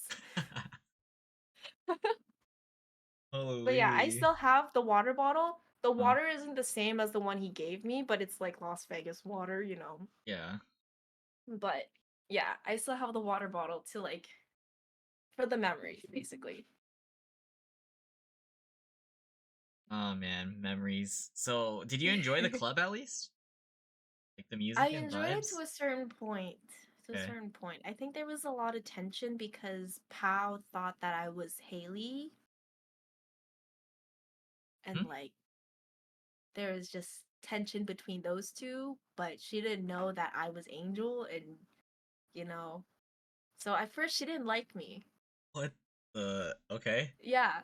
Yeah, at first she didn't like me, but then we eventually like met at TwitchCon, I think the next day or the day after, and like we talked about it and we got close and stuff. But yeah. Okay. Wait, not to dig too deep into it, but like, what do you mean she thought you were Haley? Is Haley like someone from Unity It or? was the person who booked the Airbnb. And Oh. they apparently Pao was the person who needed a stay. But Haley was really adamant about not messaging the host and like asking them if it's okay. Because their Airbnb fucked up. So it Yeah. was there was tension between that. Yeah, I forgot. What was your stay situation like? Who were you with? I was with Haley, I was with Red, I was with Giles, and then one other person that I don't remember their name because we don't talk to them anymore. Um, but it was just weird because that person was basically hitting on both me and Haley, Uh, and like me and Haley like talked about it after the person had left, and we were like, this is like getting really weird and stuff, and that's why we don't really talk to them anymore. Um, oh, wait. They were wait, all do at you the club know? too. Yeah, they were all at the club too. You met them. Yeah. Oh my gosh. Okay. It's all Yeah, coming together. yeah. A crazy situation. And Bread Zebra. Yeah. They stayed with us. Got you. And like Got you. we had the space. We could have let them stay, but she was adamant on not messaging them. And I was like, okay. Cause like I didn't want to piss her off. So I was like, okay. Yeah. Well, we found a way for them to stay. We crammed. Yeah. All We had right. so much space though. Okay. We move on. We move on. Happy thoughts. Happy thoughts. All right, wrapping things up with the EDM and event questions. I asked this to everyone, so don't think I'm just asking you. But you also did mention the story about Escape, how the guy approached you and everything, right? So he was trying to rave bait you. Talk about what is a rave bait and how would you say, like, how would you get one? I think a rave bait is basically someone you like dance with, you like get to know for that one night, maybe like a couple more nights if you guys really want to for like other events. Which has happened to other people. Like if you go to like any event, you have the same rave bait, but it's only raping. You like hold them, dance with them, go places with them in the event. Um, and how you get one is you just let it happen naturally. Don't force it. You know, if you feel like there's some kind of like disinterest, just leave it alone. Don't push it any further. Just be yourself because if you're gonna find a rave bait, you want to find someone who actually vibes with you. You don't want to like just make it so that like, oh, they're intoxicated so I can like rave bait them. Like no, just let it happen naturally and don't look for it, because if you look for it, it's not going to happen as well as you plan it to be. Do you have any like stories of like or experiences that you may have heard from other people about like rave bays or just like crazy stories like the one that you experienced? Well, there is this one story that I know of. I don't know the full story, but what I was told was they met at a rave naturally. Uh huh. They just like started dancing around each other, and then like eventually they would like look at each other and that was it, and then they started talking, and then they started becoming rave bays, and then eventually they like hit each other up on Instagram and started like doing more together, more raves together. And then now they're getting married. Nice success story. Success story, you know? And like, it's, I never thought that that's like something that could happen at a rave, but it's like, not everyone at a rave is like bad people. Everyone's good. Not everyone's good, but like a lot of people aren't like shitty people who go to a rave to look for bays, you know? Yeah, majority I don't know are any good. like I don't know any like not successful stories except for my own where like the dude came up to me. But like I've had rape bays, not by choice all the time, Wait, what? but it's happened. Oh, wait, what? I was kind of just labeled as a rave bay without my knowledge. You mean by like friends or like strangers? What do you mean? Friends. Or people who I thought was just friends. Like you would just dance with them and then they would label you as a rave day? Yeah. Like we're in a friend group and then like we dance side by side and stuff like that. And then they would start suddenly holding me. And then I'm like, okay, I'm gonna let it happen. But that's because we're friends, right? Uh, No, apparently not. But I hey. eventually talked to them about it, like after the like experience and everything.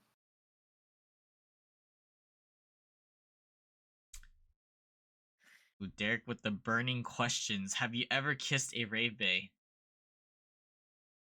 Yes.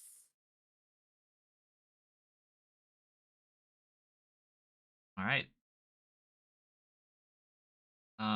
That pretty much wraps things up with the EDM questions, like that whole scene. All right. And then pretty much my last question. And then if there's anything that you want to like talk about, just let me know or even ask. Feel free to do so. What was your honest first impression of me, and what do you think about me now? And I also do want you to talk about how you feel like you're scared of me or something. You got to talk about that. So when I first met Wilson, I thought he was intimidating. I thought he was scary. And this was in person too, right? This Because was I in didn't know person. you The first time online. we met, yeah. So like when I first met you and Annie, I thought you two were both intimidating and scary. Um, and that's why it took me so long to like hang out with Annie and stuff, even though we're in the same city, was because I thought she didn't like me. Um, but eventually, like the more that I was in her community, the more we like started playing and stuff, and like it was easier to talk to her and stuff. And with you, I think it was easier after breakaway because we were like in the same house. We like can't avoid each other, and like I could see like more of you rather than like when we first like went to the Airbnb that you guys were staying at for TwitchCon when I first met you guys. I felt like maybe I shouldn't be in the house because I'm just a random person, you Oh, know? what the? Okay. Yeah. I used to like just have these assumptions in my head that people didn't like me automatically. And I think that's why I thought you were scary. Um, but also like you hold yourself very well, and I'm intimidated by that. So I think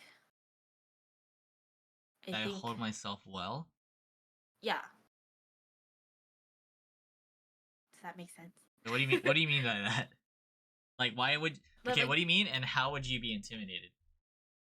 like you seem like you know what you wanted, and like you like know what kind of friends you surround yourself with.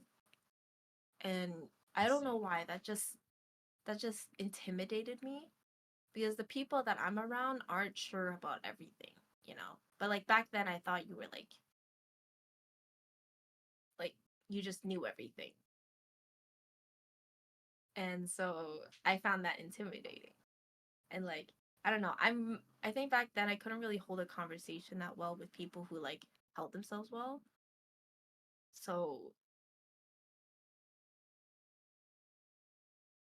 I just like never really got to know you until breakaway. Must be the ABB in him, yeah. That's that's crazy. Stop trolling, guys. Relax. McPota, thank you for the follow, by the way. Okay, I appreciate that honesty. Okay, how about now though? Now that you actually kind of know me better. I think you're a really sweet, kind person. You're like really friendly with everyone. You befriend everyone. Like, even if they're not like a great person, you're just very open to like accepting them. And I think that's a great thing. Appreciate that. You said that you're like a chameleon and you reflect off of people. Then what do you specifically reflect, or how are you when you're around me? Then I don't think we've never been alone together exactly. true. So like I think when like the only time we were like in a really small group was like you, me, and Giles in the car. Yeah. And like the way I behaved with you, Giles, and me, I feel like was different from when I was with you and everyone at Breakaway. Because I was more uncensored, I would say. With everyone. Yeah, with Yeah. everyone, because of everyone. Yeah. Do you feel like that? Like from you, or just being with everyone? From like me at Breakaway compared to at TwitchCon in the car. Oh yeah. I mean, it's a total different vibe too. Like when you're just chilling in the car, and plus like that weekend was exhausting, honestly. Hmm. Or Then like me at the house of like MSG. I feel like I was more different there than I was at yeah, I see Breakaway. what you mean. I was a lot calmer there because everyone else was a lot calmer there. Mm-hmm. But Breakaway was one for the books. Like Yeah, one good for the vibes. books. Like as long as it looked like you're having fun, so that's good. Yeah. Brandini, thank you for the follows. Welcome in, you and everyone. Okay, so those were my questions for the most part. This has been a great conversation and chat. Do you have any question of your own or anything that you wanted to talk about before we end things? What was your first impression of me and what do you think now? Everyone takes my questions literally that way. It's a question I'm curious about. Okay, no, that's valid. That's still valid. First impression, man, I remember specifically Hein telling me that he was gonna like invite someone to like TwitchCon or something, and then that like he was driving you, right? Um, like you just definitely appeared as a stranger, and I'm always curious about like how people know each other and stuff. I feel like you were, from what I remember, this is what I remember. At first, I thought you were kind of like reserved and shy, with good reason, and then I more so heard about things that happened rather than seeing it for myself, about like how you're kind of wild at TwitchCon, and you know, like you know what I'm talking about. Like Yeah, yeah, not my best moments. like I guess alcohol, like drinking and all these things. Like I don't recall Addiction, yeah. seeing it, but yeah, I would say that I didn't think too much about it because I was honestly very like overstimulated about like meeting so many people during TwitchCon, because you were like one of the many people I met. Like I didn't think too much. Like it was cool that you were part of the group. I always like welcome people to be in the group. I like being around a lot of people. So there was nothing like problematic about that. And then I think after that, cuz make a good point. It's not like we weren't really close. I believe that. But I do remember that after like hanging out with you and everyone, it felt like you kind of disappeared. I felt that. Definitely And did, you yeah. did disappear. Like 100% you disappeared. So I didn't know what to think about it, and then it was like cool to see you come back. I feel like when you came back stronger because you became more involved in like all the communities that I'm also involved with. And Hmm. then now like a current impression is like I think you're great. Like I wanted to talk to you, and I was like glad that you decided to sign up. Like it's nice that you aren't like you didn't disappear again. I was contemplating it for a long time. Like I convinced Casey to do it. Yeah, And nice. I was like, should I do it now that Casey's actually doing it? Because he was adamant about not doing it. And then, like, I think I just kept pestering about it. So I was like, okay, if Glad he's y'all gonna did. do it, then I should do it. And yeah, I disappeared because my BPD in me wanted to run away from like everything. Yeah, and then you like mentioned breakaway. That was like a good point of like learning more about you and seeing how comfortable you looked with like all our friends. And like plus to go to the event with you, like I remember like a lot of it, like how you're giving squishies, like the sprouts. I remember the moments, and then there's like 2 stages and everything. It was good vibes. It was honestly like great vibes. You and everyone. Yeah, just a good current impression for sure. Or like what I know of you. Okay, so all Well, that's all of my questions. That's right, the only thing perfect. I was Hey, that's okay. curious That's absolutely about. okay. All right, before we wrap things up, how do you feel now that you've pretty much talked for like a good 3 hours? You know, Oh my god. and that's not bad. That's a really good thing that you're. It feels like you slowly became more comfortable. Like, what are your thoughts? Yeah. Yeah. I think like in the beginning I was nervous, midway I was nervous, but like eventually I I think I was more nervous because my memory retention is not the greatest. So Yeah, anything from my earlier life, it's hard to explain. But like the reasonable. more we like got to like more recent times, it was easier to like talk about it. I'm getting an ad on your stream and it's a really weird stream. A really weird ad. It's a Kit Kat Interesting. ad. It was sorry. No, no, it's okay. It's okay. Oh, and June says, "Have you ever answered that their current impression is worse?" Even if I thought of it, I wouldn't say that. So no. No, absolutely not. I would. I like to think that my impression of everyone has gotten better because it just means that I've gotten to know them more as a current impression. A lot of people that Like also sign up, it's like some of them I barely talk to. Like I honestly haven't had conversations with anyone ever. Yeah. the only So time was in the car, yeah, exactly. and that was like 30 minutes max. And it's like I have good like vibes, and I still feel like I have good friendships with a lot of people, even though we don't necessarily talk. So this is why I create this. Like I've created this podcast as an opportunity to talk to people. Because everyone's busy, and it's like you don't necessarily need to go out of your way to talk to people, but you can. And then this is like a fun way for me to do it. Like this pushes me to like want to do it and to allow other people to get to know like Angel and everyone. Okay, yeah. So with that being said, this is a wrap for the Chat with Wilson live podcast on Twitch, and also it'll be posted on YouTube. So if you guys are seeing this on YouTube, shout outs to you guys. Has been super fun episode 20 featuring Angel. Make sure to drop her a follow. Hopefully she'll be streaming more and more whenever she can. We have exclamation guest. Please do. She was live today and she rated me, so I appreciate you for that. Thank you, thank you. And then we got exclamation podcast again. In short form, I do this just to get to know people and to speak my mind because I'm not really invested in gaming or that sort of stuff nowadays. So I just want to talk to my friends. And yeah, stay tuned for future podcast episodes. Make sure to like and subscribe if you guys are watching on YouTube. And this will be out within the next few days on my page. So check out my YouTube page, exclamation socials, or we also have exclamation PVODs in case you guys missed out. There's a lot of podcast episodes since like almost 2-3 years, like when I started this, but I also rebranded, so it's called Chat with Wilson now. That's literally what it is. All right, Angel, last few words. What do you have to say to everyone or anything that's on your mind?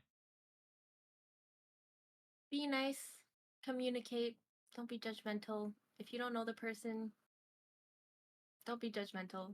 You don't know the person. Yeah. No, that's a W statement for sure. Like even first Rekind, rewind. Yep. impressions. Like I try not to measure or weigh first impressions to like too high to like not give people a second chance or anything. But yeah, just literally be kind. All right. Well, that's a wrap for this one. What are you gonna do for the rest of the night? Chill in Ohana probably. Nice. All right. Have a good one Yeah. with that, and thank you to everyone watching. Peace. Bye.